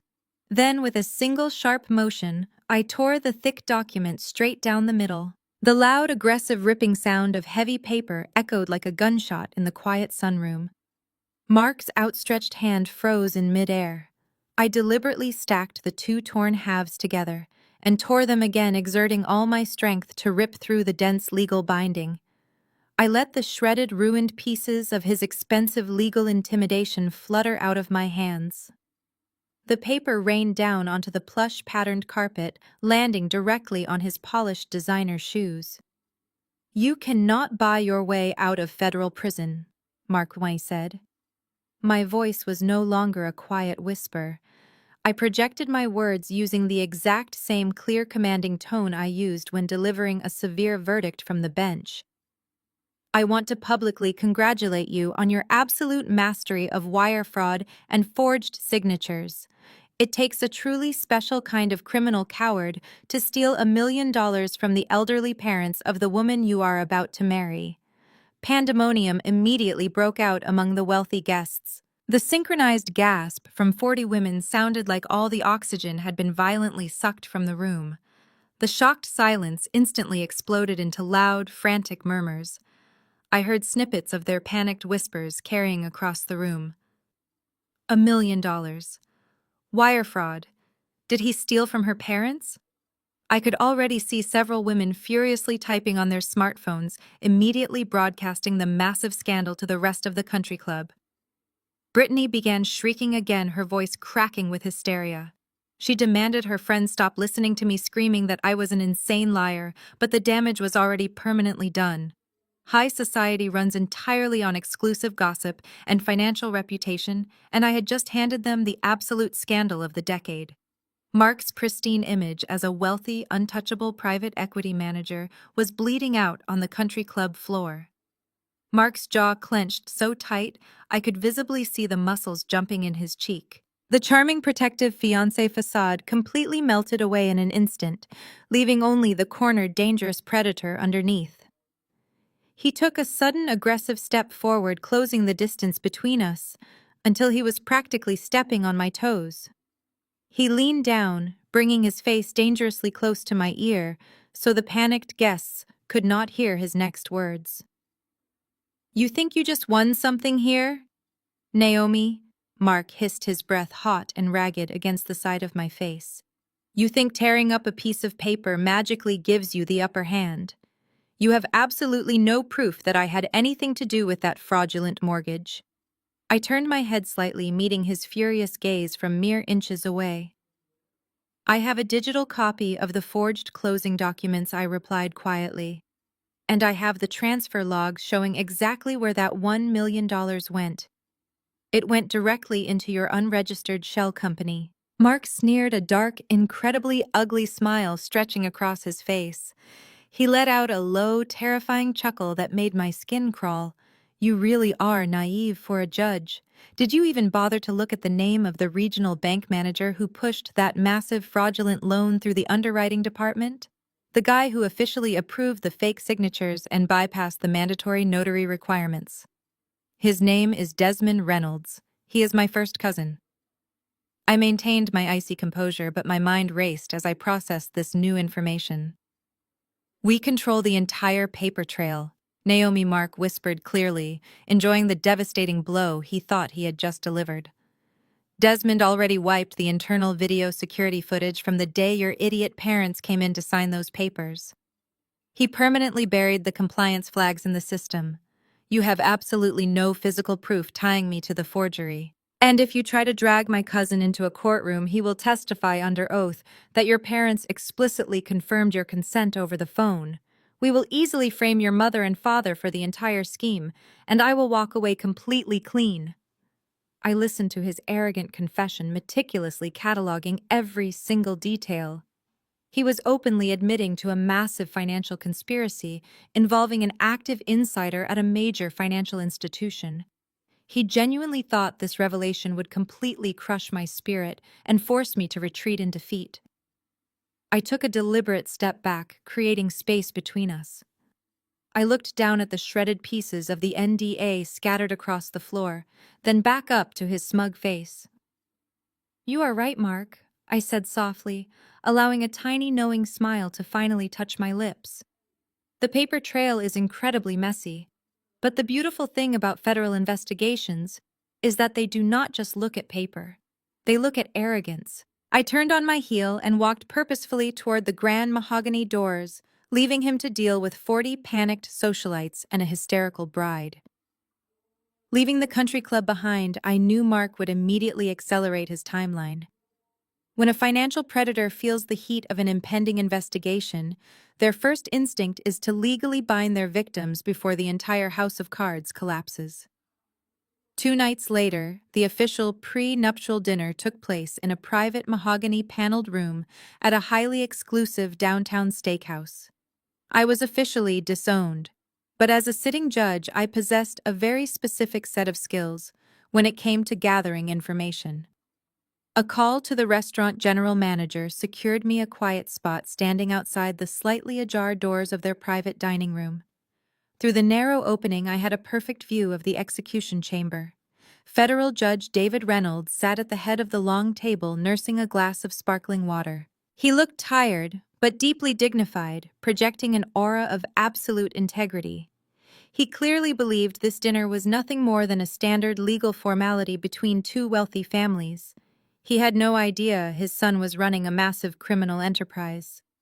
My parents, Richard and Susan, were seated across from Mark. They looked entirely out of their depth, sweating nervously. They were trying desperately to match the quiet old money confidence of the Reynolds family, but their overwhelming greed made them look frantic and desperate. Brittany sat next to Mark, mindlessly scrolling on her phone, oblivious to the legal trap. Mark cleared his throat and slid a massive leather-bound legal document to the center of the table. "This is the standard prenuptial agreement," Mark announced, his voice smooth and dripping with practiced charm. He looked directly at my father. "Richard, I know these documents can feel a bit transactional, but in our tax bracket it is simply about protecting the generational wealth we are building together. My attorneys drafted this to ensure both our families are insulated from market volatility." I listened from the shadows, my blood running cold at his blatant lies. I had already pulled a draft of this exact agreement through a legal contact earlier that afternoon. It was not a standard prenuptial agreement. It was a financial death warrant. The first section was a brutal waiver of marital rights. If the marriage dissolved for any reason, Brittany would walk away with absolutely nothing. No alimony, no division of property, no claim to any assets acquired during the marriage. She was signing away her legal existence. Brittany finally looked up from her phone, completely bored by the heavy legal jargon. "Just show me where to sign so we can order dessert," she complained carelessly, twirling her massive diamond ring. Mark smiled, knowing that ring was purchased with stolen money. Mark casually flipped to the back of the thick document, tapping his expensive silver pen against a highly complex legal clause buried on page 47. "Now, Richard Susan," Mark continued, his voice dropping to a confidential, inclusive tone. "This is the joint enterprise liability clause. Because I am moving your investment into high-yield offshore accounts, my team requires a secondary guarantor. It is just a basic legal formality. By signing here, you are officially linking the Pierce family estate to the Horizon Trust. It allows me to bypass corporate tax rates and pass those savings directly to you as higher dividends." It was a spectacular lie. He was legally making them the financial bag holders for his Ponzi scheme. If his fund collapsed, the government and investors could come after my parents for every penny of the corporate debt. Judge Reynolds looked across the table at my father. "I assume you had your own legal counsel review this draft," Richard, the judge, asked, his tone polite but expectant. "It is a rather dense contract." My father let out a loud, obnoxious laugh, waving his hand dismissively. "Oh, absolutely not, David. We completely trust Mark. He is a financial genius. Lawyers just overcomplicate things and charge by the hour. We are all family here. We are ready to sign and get this wealth-building partnership officially rolling." My mother nodded enthusiastically, her eyes practically gleaming with dollar signs. She reached out and eagerly grabbed the silver pen from Mark. She did not read a single word of the 50-page document. She was completely blinded by the illusion of extreme wealth, eager to sign her financial death sentence. Mark leaned back in his chair, a deeply sinister smile spreading across his handsome face. He watched my mother uncap the pen, his eyes completely dark and hollow. He was seconds away from legally securing his ultimate escape plan and completely destroying my family. I took a deep breath, adjusted the lapel of my navy suit, and placed my right hand firmly on the heavy brass handle of the dining room door. I pushed the heavy brass handle downward and swung the mahogany doors wide open. The soft jazz playing in the background seemed to instantly fade away, replaced by the heavy, suffocating tension of my sudden arrival. My mother froze, the tip of the expensive silver fountain pen, hovering just a millimeter above the signature line. 4 heads snapped in my direction. Mark shot to his feet, his chair scraping violently against the polished hardwood floor. "What the hell are you doing here, Naomi?" he demanded, dropping his charming facade completely. "You were explicitly uninvited. Richard made it perfectly clear you are no longer welcome at family events." I ignored his outburst entirely and walked straight to the center of the dining table. I looked down at my mother, who was staring at me with a mixture of shock and rising anger. "Put the pen down, Susan," I said, my voice projecting the absolute authority of my courtroom. "If you sign that piece of paper, you will be permanently bankrupt before the wedding cake is even cut." My father Richard stood up, his face immediately flushing a dangerous shade of purple.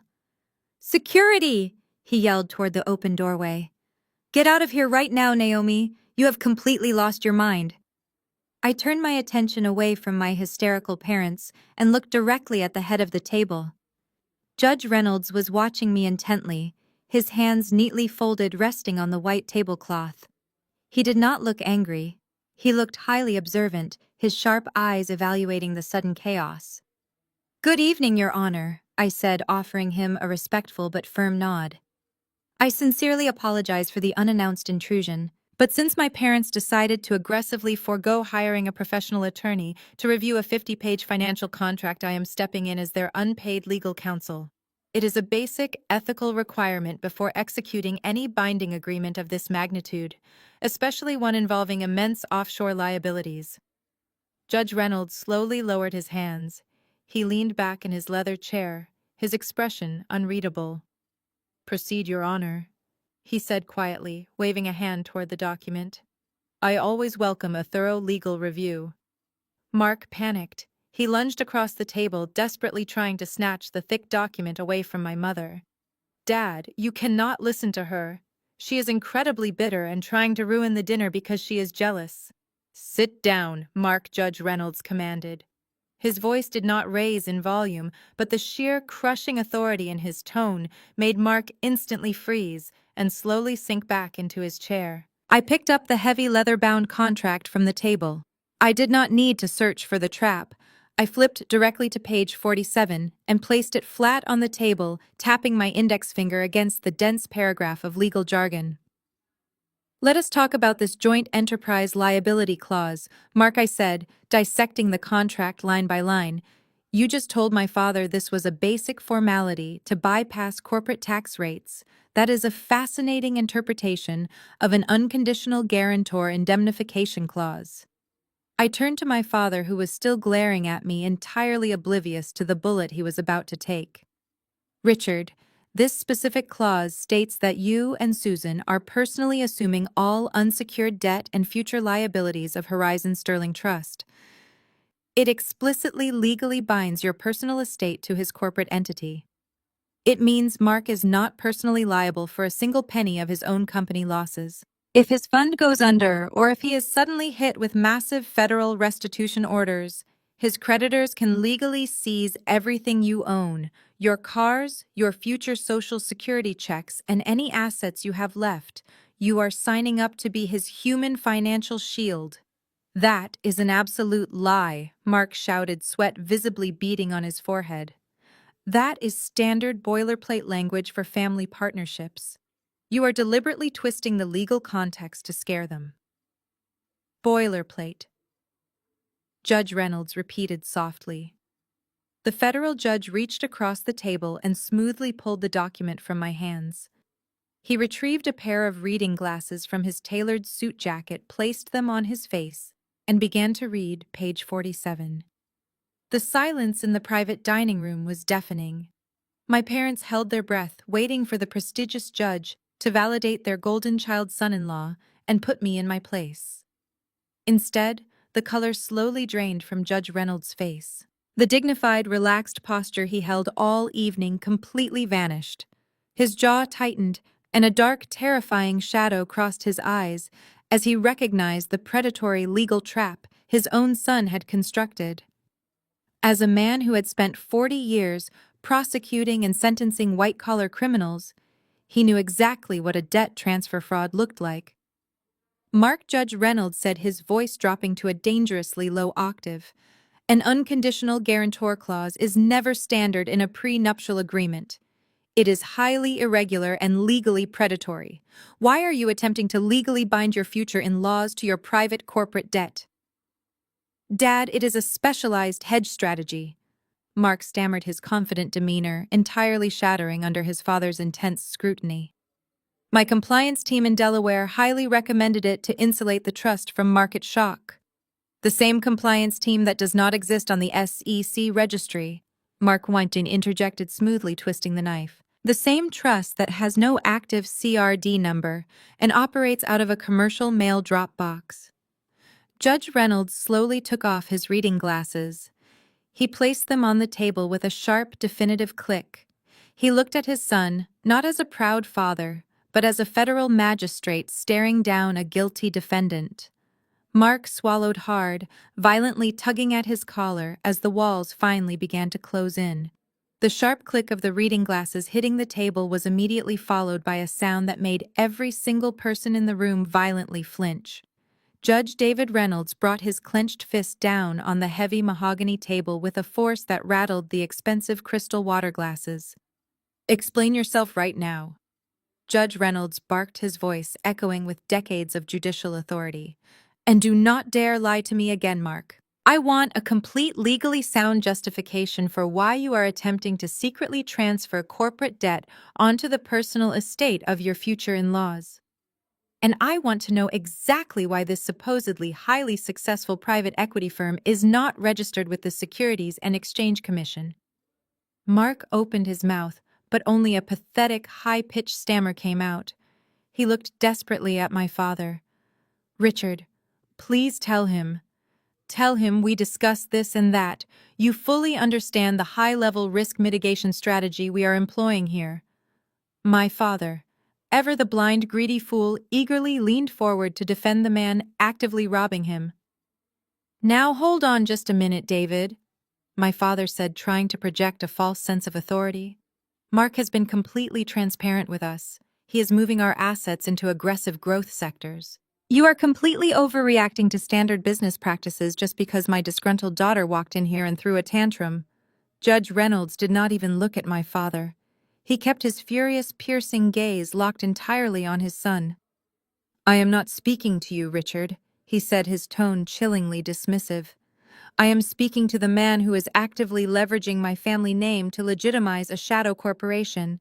Answer the question, Mark. Are you running an unregistered fund?" The sheer pressure in the room finally broke Mark. The sophisticated, charming facade violently shattered. Mark pushed his chair back so hard it tipped over and crashed onto the floor. He sprang to his feet, his face twisted in an ugly, defensive rage. "You always do this," Mark shouted, pointing a shaking finger at his father. "You sit up there in your pristine federal courthouse, draped in your black robe, judging the rest of the world from your untouchable ivory tower. You have absolutely no idea what it actually takes to build a financial empire from the ground up in the real world." Judge Reynolds remained seated, completely unfazed by his son's sudden explosion. "It takes hard work and compliance with federal law," he replied coldly. "It does not take defrauding naive investors and burying them in legal debt traps. You do not get it." Mark roared, his voice cracking with desperation as he aggressively played his final pathetic card. "You were handed your prestigious career, But for a black man trying to break into the elite private equity circles today, the system is completely rigged. I had to create my own leverage. I had to build my own tables because the old money establishment would not let me sit at theirs. I am doing whatever it takes to secure our legacy, and instead of supporting my ambition, you are sitting here tearing me down in front of these people. Judge Reynolds looked at his son. The anger in the older man's eyes slowly dissolved, replaced by a profound, agonizing disgust. He looked at Mark as if he were staring at a total stranger. Do not you dare use the struggles of our community to justify your common criminality? Judge Reynolds said, his voice dropping to a terrifyingly quiet whisper. You grew up in a gated community. You attended elite private schools. You had every possible advantage and opportunity handed to you on a silver platter. You are not a victim of a rigged system, Mark. You are just a greedy, arrogant fraud who chose the path of least resistance because you lack the fundamental integrity to do the actual work. Mark stood frozen, completely stripped of his excuses. His chest heaved with heavy breaths as he stared at the father he could no longer manipulate. Judge Reynolds slowly stood up and buttoned his tailored suit jacket. He looked over at me, giving a small, barely perceptible nod of acknowledgement. Then he looked down at my parents, who were sitting in stunned, confused silence. Richard, Susan, Judge Reynolds said formally, I strongly suggest you hire independent legal counsel immediately. I will have absolutely no part in this marriage or this disastrous financial arrangement. Without another word, the esteemed federal judge turned his back on his only son and walked purposefully out of the private dining room. The heavy mahogany doors clicked shut behind him, leaving a suffocating vacuum in his wake. My parents stared at the closed doors, completely bewildered by the sudden departure of their golden ticket to high society. Brittany looked up from her phone, finally sensing the catastrophic shift in the room's energy. Mark stood panting near the overturned chair, his eyes darting frantically as he desperately tried to calculate how to regain control of the crumbling narrative. I simply stood by the table watching the glorious collapse of his empire begin. I turned away from the pathetic scene in the dining room and walked out the door. I did not wait for the elevator. I took the back stairwell of the steakhouse down to the subterranean parking garage. The concrete walls absorbed the sounds of the busy city above, leaving only the steady echo of my low heels against the pavement. The fluorescent lights overhead flickered occasionally, casting long, distorted shadows across the rows of luxury vehicles. My quiet hybrid car was parked in a secluded corner on the second sublevel. I reached into my pocket and pressed the unlock button on my key fob. The headlights flashed briefly in the dim garage. Just as I reached out to grab the driver's side door handle, a heavy hand clamped down violently on my shoulder. Before I could turn around, a massive force shoved me hard against the side of my car. The impact knocked the wind out of my lungs. The cold metal of the doorframe bit into my spine. I looked up into the wide, unhinged eyes of Mark Reynolds. The polished, arrogant investment manager was completely gone. He looked like a cornered animal. His tailored cashmere sweater was wrinkled, his breathing was heavy and ragged, and his face was contorted in absolute murderous rage. He had sprinted down the exit ramp to cut me off. You ruined everything, Mark screamed, his voice echoing violently off the concrete walls. He brought his forearm up and pressed it hard against my throat, pinning me against the reinforced glass of my car window. You completely ruined my life. My father just cut me off. He is going to call his contacts at the Federal Bureau. Do you have any idea what you just did to me? I gripped his forearm with both hands, trying to relieve the intense pressure on my windpipe. He was significantly larger and stronger than me, using his entire body weight to keep me trapped. I could taste copper in the back of my mouth as my oxygen supply was severely restricted. You did this to yourself, Mark, I choked out, refusing to break eye contact or show him the terror he so desperately wanted to see. You built a house of cards. I just opened the window. He snarled, pressing his forearm even harder against my neck. Black spots began to dance at the edges of my vision. You think you are untouchable because you wear a black robe? He hissed, leaning in so close I could smell the stale wine on his breath. You are nothing. Your parents hate you. Your sister hates you. Nobody is coming to save you, Naomi. I could snap your neck right here in this dark garage and leave you on the concrete. I will kill you before I let you put me in a federal prison cell. I swear to God, I will kill you. He was completely unhinged, fully prepared to commit murder to protect his fraudulent empire. But Mark was arrogant, and arrogant criminals always overlook the critical details. He had spent the entire week mocking my vehicle, calling it a cheap, battered hybrid. He had absolutely no idea that as a state superior court judge who regularly sentenced violent gang members and cartel operatives, I was required to drive a vehicle equipped with state-of-the-art security technology. The moment Mark shoved me against the car, the advanced AI-powered dashcam system mounted behind my rear-view mirror instantly activated. It was designed to detect sudden physical impacts and aggressive proximity threats. The system was currently recording high-definition video of his face through the windshield, capturing every single terrifying second of the assault. More importantly, the exterior microphones were recording his crystal-clear death threats. And because the system was directly linked to my secure judicial network, it was not storing the footage on a local memory card that he could simply smash. It was actively live streaming and uploading the encrypted data directly to a highly secure police cloud server. I stopped struggling against his grip. I went completely limp against the side of the car, forcing him to bear my dead weight. The sudden lack of resistance confused him. He loosened his grip just a fraction of an inch to look at my face. I took a shallow, painful breath and smiled at him. A cold, blood-stained smile that made him instantly freeze. "Smile for the camera," Mark, I whispered, my voice raspy but perfectly audible. His eyes darted past my shoulder, looking through the glass windshield. He finally noticed the tiny, rapidly blinking blue LED light on the sleek dashcam housing. The realization hit him like a physical blow. He instantly yanked his arm away from my throat, stumbling backward as if the car itself had burned him. He looked at the camera, then down at his shaking hands. He had just committed felony assault on a sitting judge and issued a terroristic threat, all fully documented, on a secure federal server. The white-collar fraud was bad enough, but he had just handed me the evidence to lock him away for violent crimes. Mark did not say another word. He turned and sprinted toward the garage exit stairwell, his expensive shoes slapping loudly against the concrete as he ran for his life. I leaned against my car, coughing violently as the cold air rushed back into my lungs. I reached into my purse, pulled out my phone, and saw the automated notification glowing brightly on the screen. Incident recorded. Upload complete. I locked the doors, started the silent engine, and drove out of the darkness. The morning after the parking garage assault, I bypassed my own state courthouse entirely. I drove my hybrid car directly to the towering federal courthouse downtown. The imposing limestone columns and heavy bronze doors stood as an absolute fortress of law and order.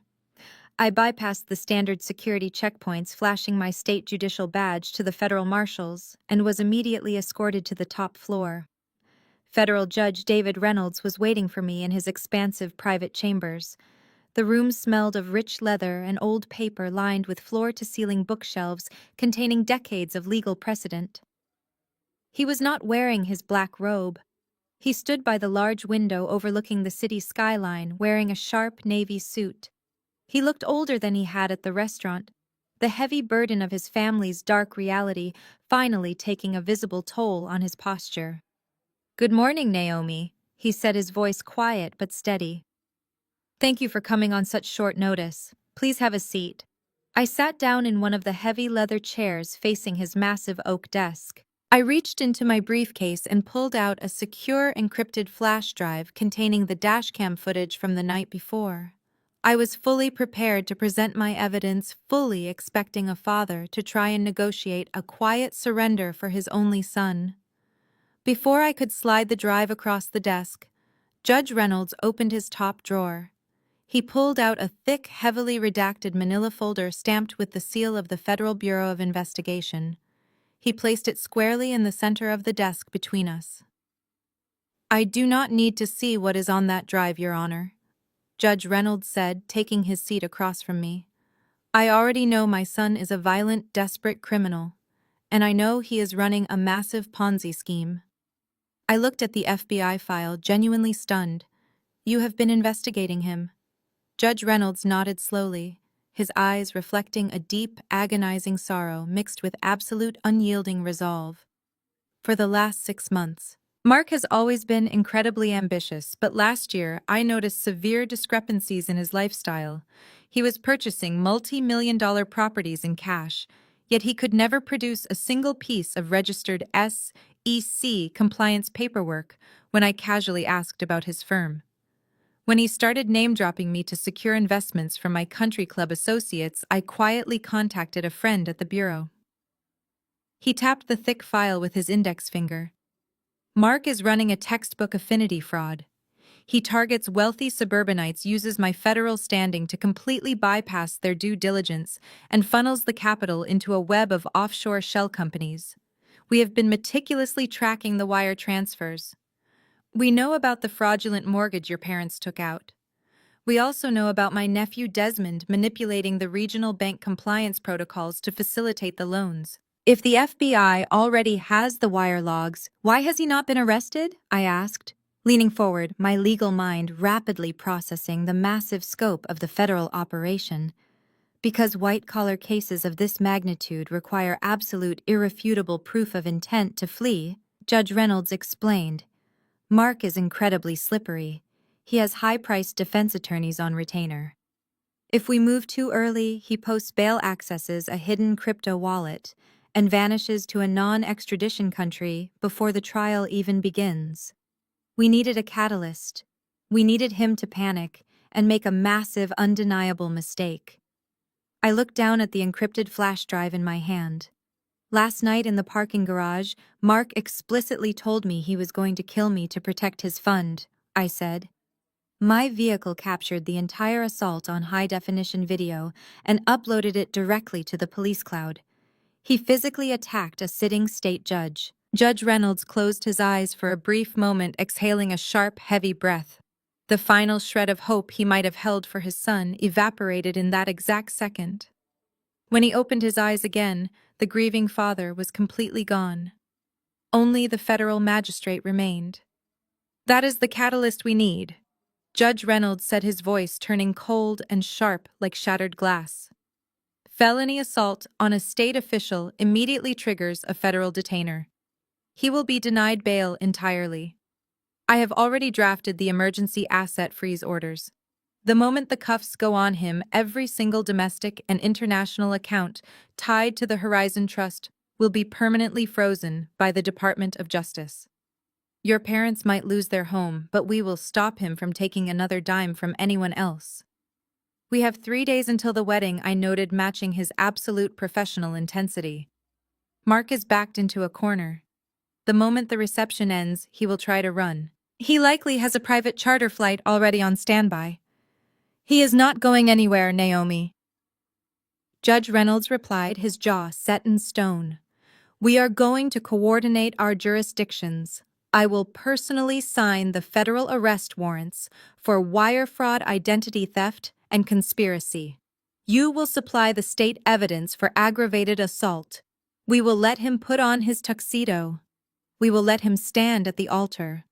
And then we will completely dismantle his life in front of every single person he has ever tried to impress." I looked at the esteemed federal judge, feeling a profound sense of respect. He was willing to publicly destroy his own legacy to uphold the law and protect innocent people from his son. "We have a deal, Your Honor," I said, reaching across the desk to shake his hand. The alliance was officially forged. 3 days passed in a blur of highly classified legal maneuvering. The alliance with Judge Reynolds operated flawlessly in the shadows. We secured the federal detainer, froze the offshore accounts, and quietly coordinated with the United States Marshals Service. Mark spent those 3 days completely oblivious, finalizing the details of his extravagant wedding, using my parents' stolen equity. Saturday arrived completely saturated in the opulent manufactured wealth my family so desperately craved. The venue was the Grand Rosewood Estate, a sprawling historic mansion sitting on 50 acres of pristine manicured gardens. The long driveway was lined with imported white orchids and a massive fleet of luxury valet cars. I drove my quiet hybrid up the winding cobblestone path, acutely aware that every single floral arrangement, crystal chandelier and silk napkin was paid for with federal wire fraud. I was officially disowned by my father, but I had received a highly specific directive from Judge Reynolds to attend the ceremony and ensure Mark did not try to slip out the back door. I walked through the massive oak front doors, ignoring the confused and hostile glares from my extended family members who had already heard the country club gossip. I did not take a seat in the grand ballroom just yet. Instead, I made my way up the sweeping marble staircase toward the bridal suite. I wanted to see the illusion one last time before I burned it entirely to the ground. I opened the heavy wooden door to the bridal suite without knocking. The room was a chaotic whirlwind of expensive makeup artists, empty champagne bottles, and frantic bridesmaids. In the center of it all stood Brittany. She was wearing the $40,000 custom lace gown purchased with my stolen identity. The heavy fabric trailed elegantly across the floor, completely masking the ugly criminal reality of its origin. My mother Susan was carefully adjusting the long silk veil. When she saw me standing in the doorway, her hands froze in midair. The room instantly fell dead silent. The makeup artist nervously stepped back, sensing the sudden dangerous drop in temperature. "What are you doing here?" my mother hissed aggressively, stepping in front of Brittany like a protective shield.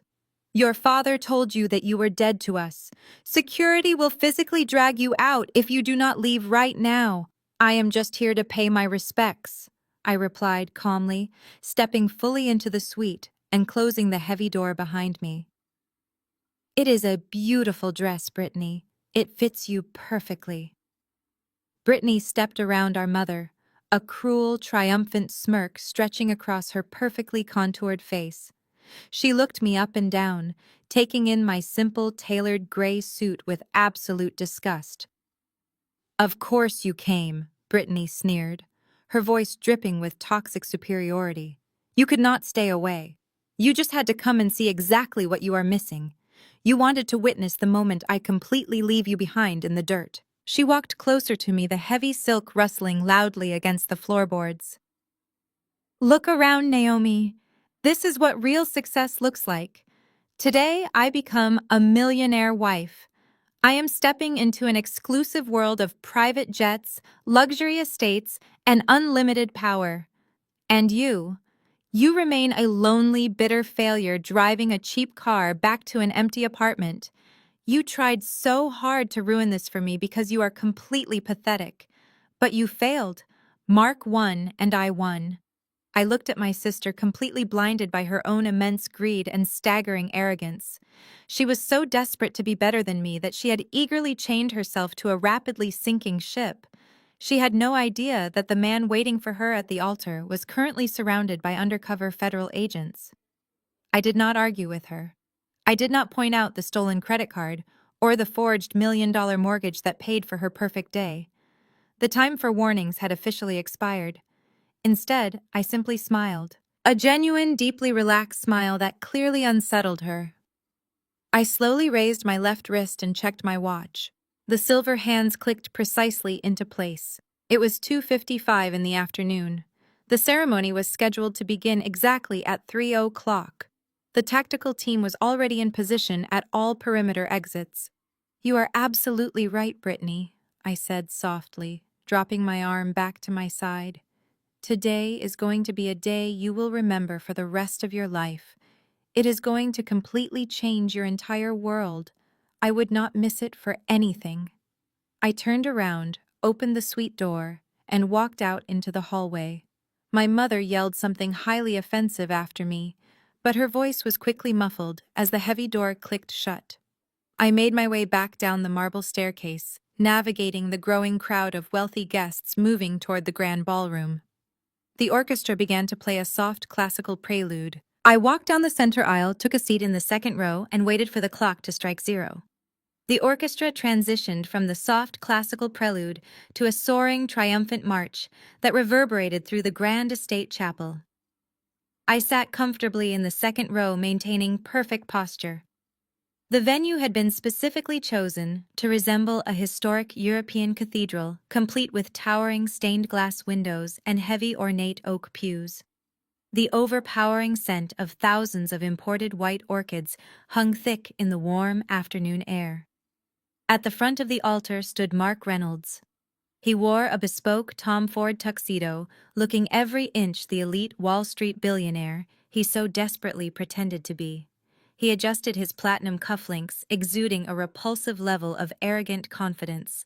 But my trained judicial eye caught the slight, uncontrollable tremor in his fingers and the thin sheen of nervous sweat pooling on his forehead. He knew he only had to get through this one ceremonial formality before he could board his chartered flight and disappear forever. Directly across the center aisle from me, seated in the front row reserved for the groom's family, sat Federal Judge David Reynolds. He sat completely motionless, his hands resting heavily on the polished head of his wooden cane. He did not look at his son. He simply stared straight ahead at the ornate crucifix suspended above the altar, his face an unreadable mask of stoic grief and unyielding justice. The massive wooden doors at the back of the chapel swung open, and the wealthy congregation collectively stood. My father Richard walked down the long center aisle with his arm tightly linked with Brittany. He puffed his chest out, practically bursting with false pride. Brittany looked radiant, her $40,000 stolen lace gown sweeping majestically across the marble floor. As they passed my row, Brittany locked eyes with me for a fraction of a second. Her gaze was completely saturated with venomous victory and cruel vindication. She genuinely believed she had won the ultimate prize. She believed she had successfully crushed me and secured her permanent place among the untouchable financial elite. My father proudly handed her off to Mark at the altar. Mark took her hand, flashing his trademark brilliant empty smile for the hired professional photographers snapping photos from the side aisles. Susan, my mother, dabbed her eyes with a monogrammed lace handkerchief from the front row, weeping tears of absolute joy for a financial empire that never actually existed. The elderly priest raised his hands, signaling for the congregation to take their seats.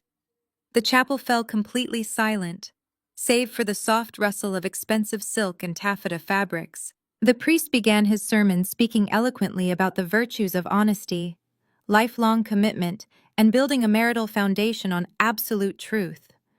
The irony in his words was so overwhelmingly thick, I could practically taste it. Mark nodded solemnly along with the priest's sermon, playing the role of the devout principled groom to absolute perfection. I checked my watch again. The second hand swept precisely toward the 12. 3 o'clock exactly. The priest adjusted his reading glasses on his nose and moved to the most traditional, dramatic part of the ceremony. He looked out over the sea of high society guests. We are gathered here today to witness the union of Mark and Brittany. The priest projected his voice echoing off the high vaulted ceilings. If anyone can show just cause why they may not be lawfully joined together, let them speak now or forever hold their peace. The priest paused, expecting the standard polite reverent silence. Instead, a deafening violent crash shattered the serene atmosphere. The heavy cathedral doors at the back of the chapel did not just open. They were forcefully shoved wide open, slamming against the stone walls with a concussive boom that shook the floorboards. The entire congregation gasped in unison, twisting in their wooden pews to see who dared to interrupt the $1 million society wedding. It was not a late guest. It was not a jealous ex-lover making a dramatic scene. A highly coordinated tactical team of federal agents poured into the center aisle. They moved with terrifying practiced military precision. They wore dark tactical gear, heavy utility belts, and navy blue windbreakers with the letters FBI emblazoned across the back and chest in bright, unmistakable yellow. The clatter of their heavy boots drowned out the soft gasps of the crowd as they fanned out immediately, securing all side exits of the chapel to prevent anyone from leaving. The sheer, overwhelming physical presence of federal law enforcement completely suffocated the room. Following closely behind the tactical team was a tall, sharp-featured woman wearing a severe black suit. She held a thick leather binder tucked firmly under her arm. She was a federal prosecutor for the United States Department of Justice. She marched straight down the aisle, her flat-soled shoes clicking aggressively against the marble floor, completely ignoring the horrified stares of the wealthiest people in the county. My mother let out a high-pitched hysterical shriek, dropping her lace handkerchief. Brittany froze at the altar, her hands gripping Mark's arm in sheer terror. The congregation erupted into a chaotic frenzy of panicked whispers and muffled cries. Mark Reynolds staggered backward, his pristine tuxedo suddenly looking entirely too large for him. The blood drained from his face so fast he looked physically ill. The magnificent illusion had officially violently collapsed. The federal prosecutor did not break her stride as she ascended the 3 marble steps leading to the altar. 2 heavily armed FBI agents flanked her, their hands resting cautiously on their tactical belts. The elderly priest hastily backed away, clutching his Bible tightly against his chest. Mark tried to take another step backward, but his heel caught the edge of Brittany's heavy lace train, causing him to stumble awkwardly against the wooden podium. Mark Reynolds, the prosecutor, announced, her voice ringing with absolute and terrifying clarity. "You are under arrest for multiple counts of federal wire fraud, aggravated identity theft, money laundering, and conspiracy to commit wire fraud." Brittany finally unfroze. She ripped her hands away from Mark, as if his bespoke tuxedo had suddenly caught fire. "What is she talking about, Mark?" Brittany shrieked, her voice echoing shrilly in the vaulted ceiling. "Tell them they have the wrong person. Tell them who you are." My father Richard stepped out from the front pew, his face flushed with panicked indignation. "Now see here," Richard bellowed, pointing a trembling finger at the federal agents. "You cannot simply barge into a private society event like this. Do you have any idea who you are dealing with? This man manages millions of dollars. You are making a catastrophic mistake." The prosecutor did not even glance at my father. She kept her steely gaze locked entirely on Mark. "Put your hands behind your back, Mr. Reynolds." Mark was hyperventilating now. The slick, untouchable financial persona evaporated entirely, leaving behind a terrified and desperate fraudster. He looked frantically at the exits, but highly trained federal agents blocked every single set of heavy wooden doors. There was absolutely nowhere to run. There was no private charter flight waiting to whisk him away to Dubai. There was only the cold, hard reality of the justice system rapidly closing in around him. "Wait!" Mark yelled, his voice cracking violently. "Wait! This is a massive misunderstanding. You do not have the jurisdiction to do this. Do you know who my father is? He is a sitting federal judge. He oversees this entire district." He turned his frantic gaze away from the prosecutor and looked directly across the aisle at the front row. Dad Mark screamed, the raw panic tearing at his throat. "Dad, do something. Call them off. Tell them to stand down right now. Call the regional director. They cannot do this to our family. Use your authority to stop this." The entire congregation suddenly fell completely silent. The chaotic whispers and hysterical cries instantly died down. Every single eye in the chapel shifted from the tactical team at the altar to the dignified silver-haired man sitting in the front pew. The tension in the room became so incredibly thick, it felt like the air had been sucked out of the cathedral. The wealthy guests were waiting to see how the powerful federal magistrate would save his successful son from this devastating public humiliation. Judge David Reynolds placed both of his hands firmly on the polished wooden handle of his cane. Slowly, with immense dignity and deliberate care, he stood up. He did not look at the armed FBI agents. He did not look at my horrified parents or my sobbing sister. He looked straight past the altar, his eyes locking directly onto his son's terrified face. The silence stretched for a few agonizing seconds. Mark stood panting, a desperate, pleading look in his eyes, fully expecting the heavy hand of judicial privilege to sweep in and shield him from the consequences of his own monumental greed. "Do not ever use my name," Judge Reynolds said. He did not yell. He did not need to. His deep, resonant voice carried effortlessly across the silent chapel, cutting through the heavy scent of orchids and the suffocating tension. "You do not speak for this family." Judge Reynolds continued, his tone echoing with the chilling, absolute finality of a courtroom sentence. "You have disgraced everything I have spent my entire life building. You preyed on innocent people. You destroyed lives to fund your pathetic, shallow illusions. You thought my judicial robe would protect your criminality." Mark shook his head frantically, tears finally spilling over his eyelashes, ruining his perfectly groomed appearance. "Dad, please!" Mark begged, his voice dropping to a pathetic whimper. "I am your son. You have to stop them." "I cannot stop them, Mark," Judge Reynolds replied, his posture perfectly rigid, embodying the absolute highest standard of the law. "And even if I could, I absolutely would not. I am the one who handed them the financial ledgers. I am the one who authorized the federal wiretaps on your offshore accounts." Judge Reynolds took a deep breath, delivering the final crushing blow that would completely obliterate Mark's world. "I signed that federal arrest warrant myself this morning. Take him away." The heavy metallic click of the federal handcuffs echoing through the silent chapel was the most satisfying sound I had ever heard in my entire life.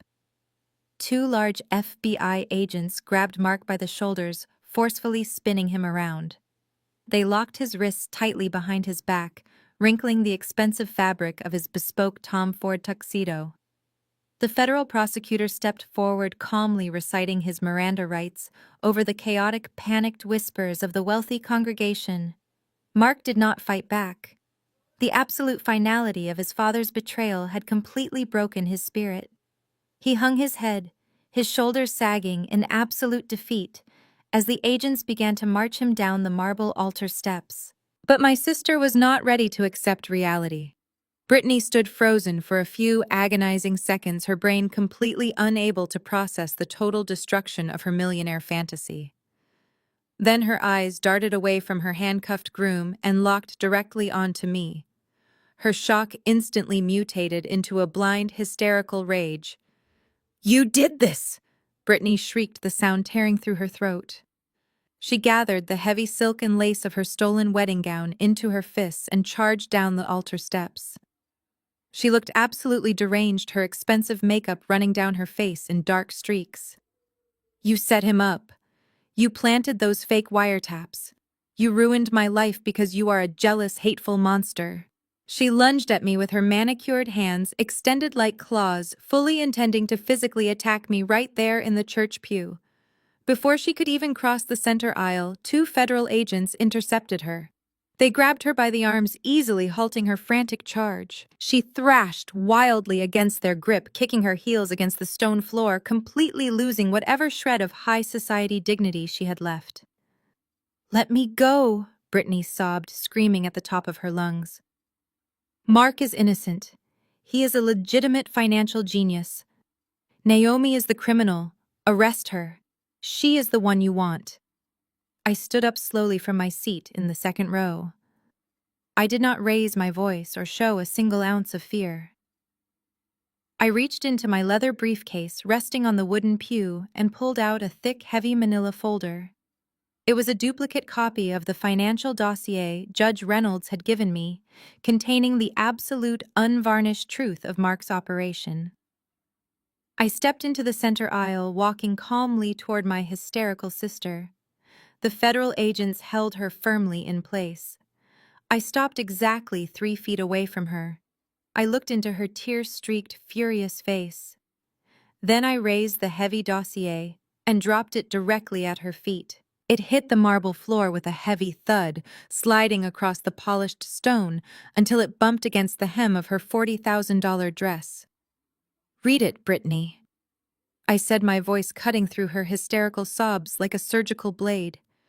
"Read the final bank statements from the man you were about to marry. Mark's domestic and offshore accounts are completely empty. The federal government seized every single penny this morning. There is absolutely no wealth. There is no private equity fund. It was all a massive, elaborate illusion funded by stolen money." Brittany stopped thrashing, staring down at the thick stack of financial documents. She shook her head in desperate denial, refusing to look at the undeniable proof lying on her wedding dress. He was not planning to take you on a luxury honeymoon to the Maldives, Brittany.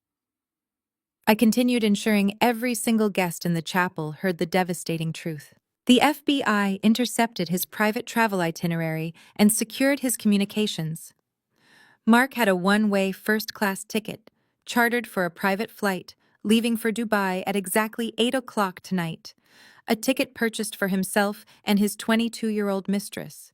He was planning to abandon you at the airport the moment this reception ended. No, Brittany whimpered, her voice cracking as the devastating reality finally began to pierce her profound delusion. No.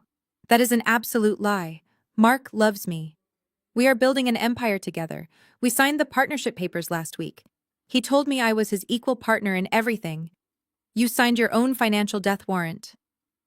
I corrected her, feeling absolutely no sympathy for the woman who had happily mocked me while spending my stolen credit. When Mark had you sign those LLC and corporation documents, he was not making you an equal partner in wealth. He legally listed you as the primary co-founder and sole domestic guarantor of the Horizon Sterling Trust. You were his ultimate insurance policy. I pointed down at the file resting on her dress. Since Mark was planning to flee international jurisdiction to a country with no extradition treaty, he needed a convenient, incredibly naive scapegoat to take the fall for the collapsed fund. He set you up to be the face of his Ponzi scheme. The moment he boarded that flight to Dubai, you were going to be left holding over $15 million in stolen federal debt. The investors, the angry banks, and the United States government were going to come directly after you. You were not marrying a millionaire, Brittany. You were signing up for a 20-year sentence in a federal penitentiary. The remaining color completely drained from Brittany's face. Her knees buckled under the crushing weight of the revelation. The federal agents had to physically support her weight to keep her from collapsing entirely onto the chapel floor. The wealthy congregation watched in absolute stunned silence as the golden child of the Pierce family finally realized she was nothing more than a disposable pawn in a massive criminal conspiracy. She was entirely broken, staring blankly at the floor as the man of her dreams was escorted out the back doors in federal chains. The heavy cathedral doors slammed shut behind the federal agents, sealing Mark's fate and leaving a suffocating silence in the grand chapel. The illusion was completely shattered. I turned my gaze away from my broken sister and looked toward the front pew. My mother, Susan, and my father, Richard, stood frozen like statues. The artificial pride that had inflated their chests just minutes ago had completely vanished, replaced by a hollow, sickening terror. My father was the first to physically react. He reached out and grabbed the wooden back of the pew to steady himself, his knuckles turning completely white. He looked at the empty space where his golden ticket son-in-law had just been standing, and then he looked at the thick financial dossier lying on the floor next to Brittany's ruined wedding dress. The math was finally computing in his greedy brain. $1.5 million in retirement savings. Gone. The $1 million cash-out refinance on the family home. Gone. Susan. My mother gasped, her hand flying to her throat as she struggled to breathe. Richard. The house. The bank. We put everything into that trust. Every single penny. My father let out a sound that was half sob and half scream. His knees simply gave out. The man who had spent his entire life projecting an image of untouchable upper-middle-class superiority collapsed onto the cold marble floor of the chapel. He did not care that 50 of the wealthiest people in our district were watching him. He did not care about his dignity. The absolute financial devastation crushed him instantly. My mother followed him a second later, dropping to her knees beside him, her expensive silk dress pooling around her. She began to cry hysterically, her wails echoing painfully in the high vaulted ceiling. It cannot be true, my father choked out, crawling slightly forward on the floor, his eyes wide and unseeing. He promised us a 25% return. He promised us the condo in Boca Raton. He took the money from the house. He took the house. I stood tall looking down at the two people who had gleefully traded my future for a shiny illusion. You took the money from the house, Richard, I clarified, making sure my voice was loud enough for the entire congregation to hear. You and Susan forged my signature on federal mortgage documents to hand a criminal $1 million. And because Mark instantly wired those funds offshore before his accounts were frozen, that debt remains entirely yours. The bank has already initiated the foreclosure process. I was notified by the regional manager this morning. You have 30 days to vacate the property. My mother let out a blood-curdling scream. She scrambled forward on her hands and knees, completely abandoning any remaining shred of self-respect. She grabbed the hem of my tailored suit jacket, her tears soaking into the fabric. Naomi, please, my mother wailed, looking up at me with a face entirely distorted by panic. You have to save us. You have to fix this. You are a judge. You have power in the courts. You know the federal magistrate. You can make a few phone calls and stop the bank from taking the house. You can tell them the mortgage was a mistake. My father nodded frantically, pulling himself up slightly to grab my other arm. Yes, exactly. You have to protect us, Naomi. We made a terrible mistake trusting Mark, but we are your family. We are your blood. You cannot let us lose everything we have ever worked for. You cannot let us become homeless. I looked down at their desperate, tear-stained faces. Just a few days ago, standing in a luxury bridal boutique, my father had looked me dead in the eye and officially disowned me. He had explicitly forbidden me from attending this wedding or ever stepping foot in their home again. Now facing total bankruptcy and potential criminal charges, they were clinging to me like I was their absolute savior. Please, Naomi. My mother sobbed, her voice dripping with the most sickening, hypocritical desperation I had ever heard. You are our only beloved daughter. We love you so much. You have always been the smart one. You have always been the reliable one. Please use your power to save your parents. The words were incredibly vile. They were actively asking a state superior court judge to commit judicial interference, perjury, and obstruction of justice to save them from the consequences of their own federal crimes. They were willing to sacrifice my entire career, my freedom, and my hard-earned reputation just to keep a roof over their heads. They had learned absolutely nothing. I stood perfectly still, letting their desperate pleas echo through the silent chapel, preparing to deliver my final verdict. I looked down at the two people kneeling on the cold marble floor. They were waiting for me to break. They were waiting for the dutiful, obedient daughter they had spent 34 years conditioning to always put family first, no matter the personal cost. But that daughter no longer existed. She had been completely erased the moment my mother slapped me in the restaurant parking lot, and she had been permanently buried the moment my father proudly told me I was dead to him in the middle of a crowded bridal boutique. I looked at them with absolute zero emotion. I did not feel pity. I did not feel anger. I felt nothing but the cold, sterile clarity of justice. You forged my signature, I said, my voice completely devoid of any sympathy. It was not said with malice. It was stated as an absolute, undeniable legal fact. You deliberately stole my identity to fund a criminal enterprise. You handed a con artist $1 million of my grandmother's legacy because you were too consumed by your own staggering greed to ask a single intelligent question. But Naomi, my mother, begged, her hands slipping from my jacket as she collapsed further toward the floor, her expensive silk dress wrinkling beneath her. We did not know. We thought he was a financial genius. We are victims too. Ignorance is not a valid legal defense for identity theft. Susan, I replied coldly, intentionally using her first name to sever the final maternal tie. You knew exactly what you were doing when you bypassed the notary. You knew exactly what you were doing when you applied for that credit card using my social security number. You were active, willing accomplices who thought you could steal from your own daughter and get away with it. My father looked up at me, his eyes red and violently swollen. So what? He choked out his voice, a pathetic, ragged rasp. You are just going to stand there and watch your own parents go to federal prison. You are going to let the bank throw us out onto the street and take everything we own. I am going to do absolutely nothing.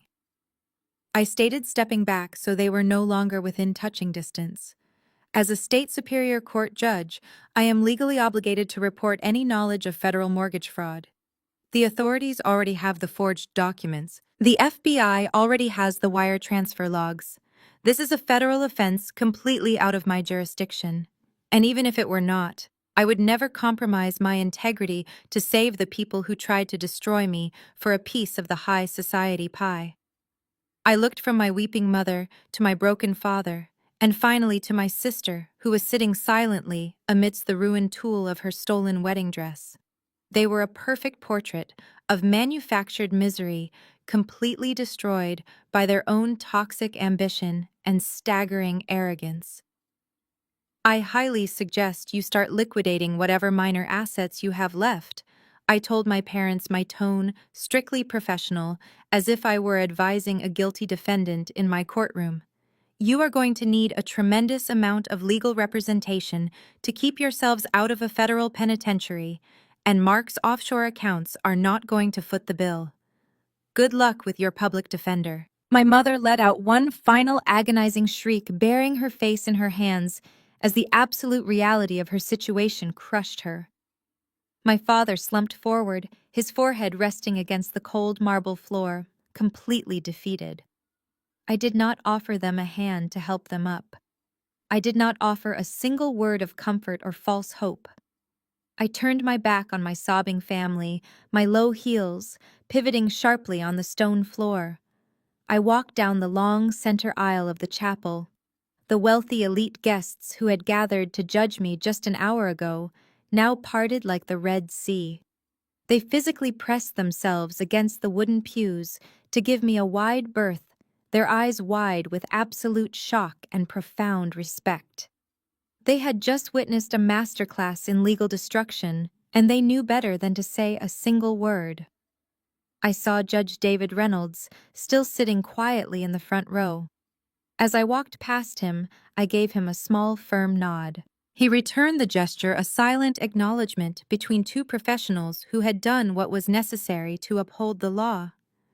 He would have to deal with the massive fallout of his son's imprisonment, but he would do it with his honor completely intact. I pushed through the heavy wooden doors of the cathedral and stepped out onto the wide stone portico. The warm afternoon sunlight washed over me, completely dissolving the heavy chill of the chapel. I took a deep, cleansing breath. For the first time in my entire life, my shoulders felt incredibly light. The heavy, suffocating chain of my family's toxic expectations had been permanently severed. I walked down the grand stone steps with my head held high, leaving the ruins of their artificial empire behind me forever. I was finally free. Exactly 1 year has passed since I walked down those stone steps and left my biological family in the ruins of their own making. The justice system moves incredibly slowly for some, but when the federal government has an airtight paper trail, the hammer falls with devastating speed. Mark Reynolds never made it to his private flight to Dubai.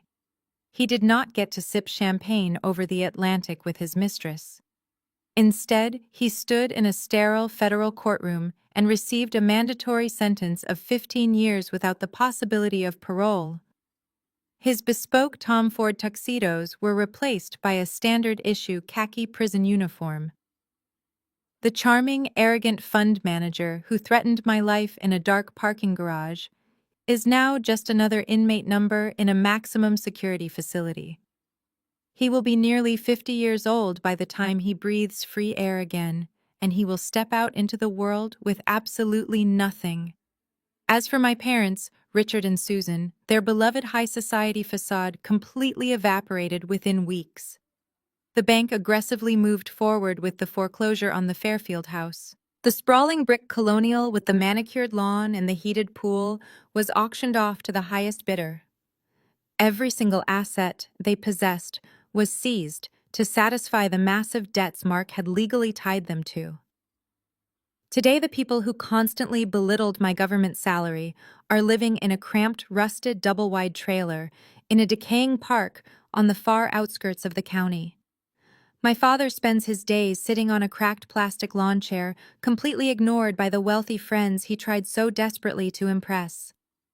My mother, who once threw a $40,000 credit card onto a marble boutique counter, now argues with grocery store cashiers over expired discount coupons. They are entirely consumed by the bitter, miserable reality they built for themselves. My sister Brittany suffered perhaps the most poetic downfall of all. The influencer who wanted nothing more than to be a millionaire wife was held legally responsible as the co-founder of the fraudulent trust. She was forced to declare total, devastating bankruptcy at 31 years old.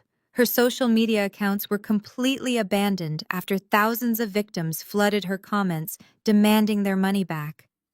To survive, the former golden child now works a minimum wage retail job at a discount department store. She spends 8 hours a day standing on her feet folding cheap clothes and ringing up customers completely stripped of her rhinestones and her delusions of grandeur. I have not spoken a single word to any of them since I walked out of that chapel. Cutting out the cancer of a toxic family is incredibly painful at first, but the immense growth that follows is absolutely undeniable. This morning I stood in the grand rotunda of the state capitol building. I was not wearing my simple navy suit. I was wearing a brand new tailored black robe. At 35 years old, I was officially sworn in as the youngest justice to ever sit on the state Supreme Court. When I placed my hand on the Constitution to take my oath, I did not look out into the audience, searching for the approval of a mother and father who never truly loved me. I looked directly at the front row where federal judge David Reynolds stood beaming with genuine, unconditional pride. Over the past year, he has become my closest mentor, my fiercest advocate, and the father figure I always deserved but never had. After the ceremony, we celebrated over a quiet, elegant dinner, discussing the law, justice, and the true meaning of legacy. Blood does not make a family. Shared DNA does not excuse abuse, financial exploitation, or emotional manipulation. True family is built on a foundation of mutual respect, absolute integrity, and unwavering support. Sometimes the most powerful thing a woman can do is look at the toxic table she was assigned, to realize she is no longer willing to starve for their conditional affection, and confidently walk away to build her own. Have you ever had to walk away from toxic family members to protect your own peace and future? How did you find the strength to cut those ties? I would absolutely love to hear your personal stories of resilience and triumph in the comments below. If my journey resonated with you today, please hit the like button and subscribe to the channel for more authentic stories about surviving betrayal and reclaiming your power. Share this video with anyone who might need a powerful reminder that their worth is never defined by the people who continually underestimate them. Thank you so much for watching, and remember that your greatest success is always the best revenge. The most profound lesson to draw from Naomi's devastating yet triumphant journey is that biological relation does not entitle anyone to exploit, manipulate, or destroy you. Society often pushes the narrative that family requires unconditional loyalty, making it incredibly painful to recognize when the people who raised you have become your greatest threat. However, this story firmly grounds us in a harsh reality. Toxic family members will readily weaponize guilt and the concept of blood to justify their own selfish and sometimes criminal behavior. Naomi's parents and sister were so entirely blinded by greed and the desperate pursuit of high society status that they committed federal identity theft against her. They demanded she sacrifice her flawless credit, her hard-earned judicial career, and her financial future to sustain their luxurious illusion. When we are trapped in these dysfunctional dynamics, we are often conditioned to absorb the damage just to keep the peace. Yet the narrative beautifully illustrates the immense power of establishing ironclad boundaries. Naomi did not bargain or compromise her reality to comfort them. She relied on clarity, facts, and the law, She recognized that participating in their delusion would only result in her own ruin. Choosing to walk away from toxic relatives is never an act of cruelty. It is an act of fundamental self-preservation. Real family is not defined by shared DNA, but by mutual respect, shared integrity, and unconditional support, something Naomi ultimately found in her mentor. By severing the anchor of her family's toxic expectations, she secured her own freedom and achieved ultimate success.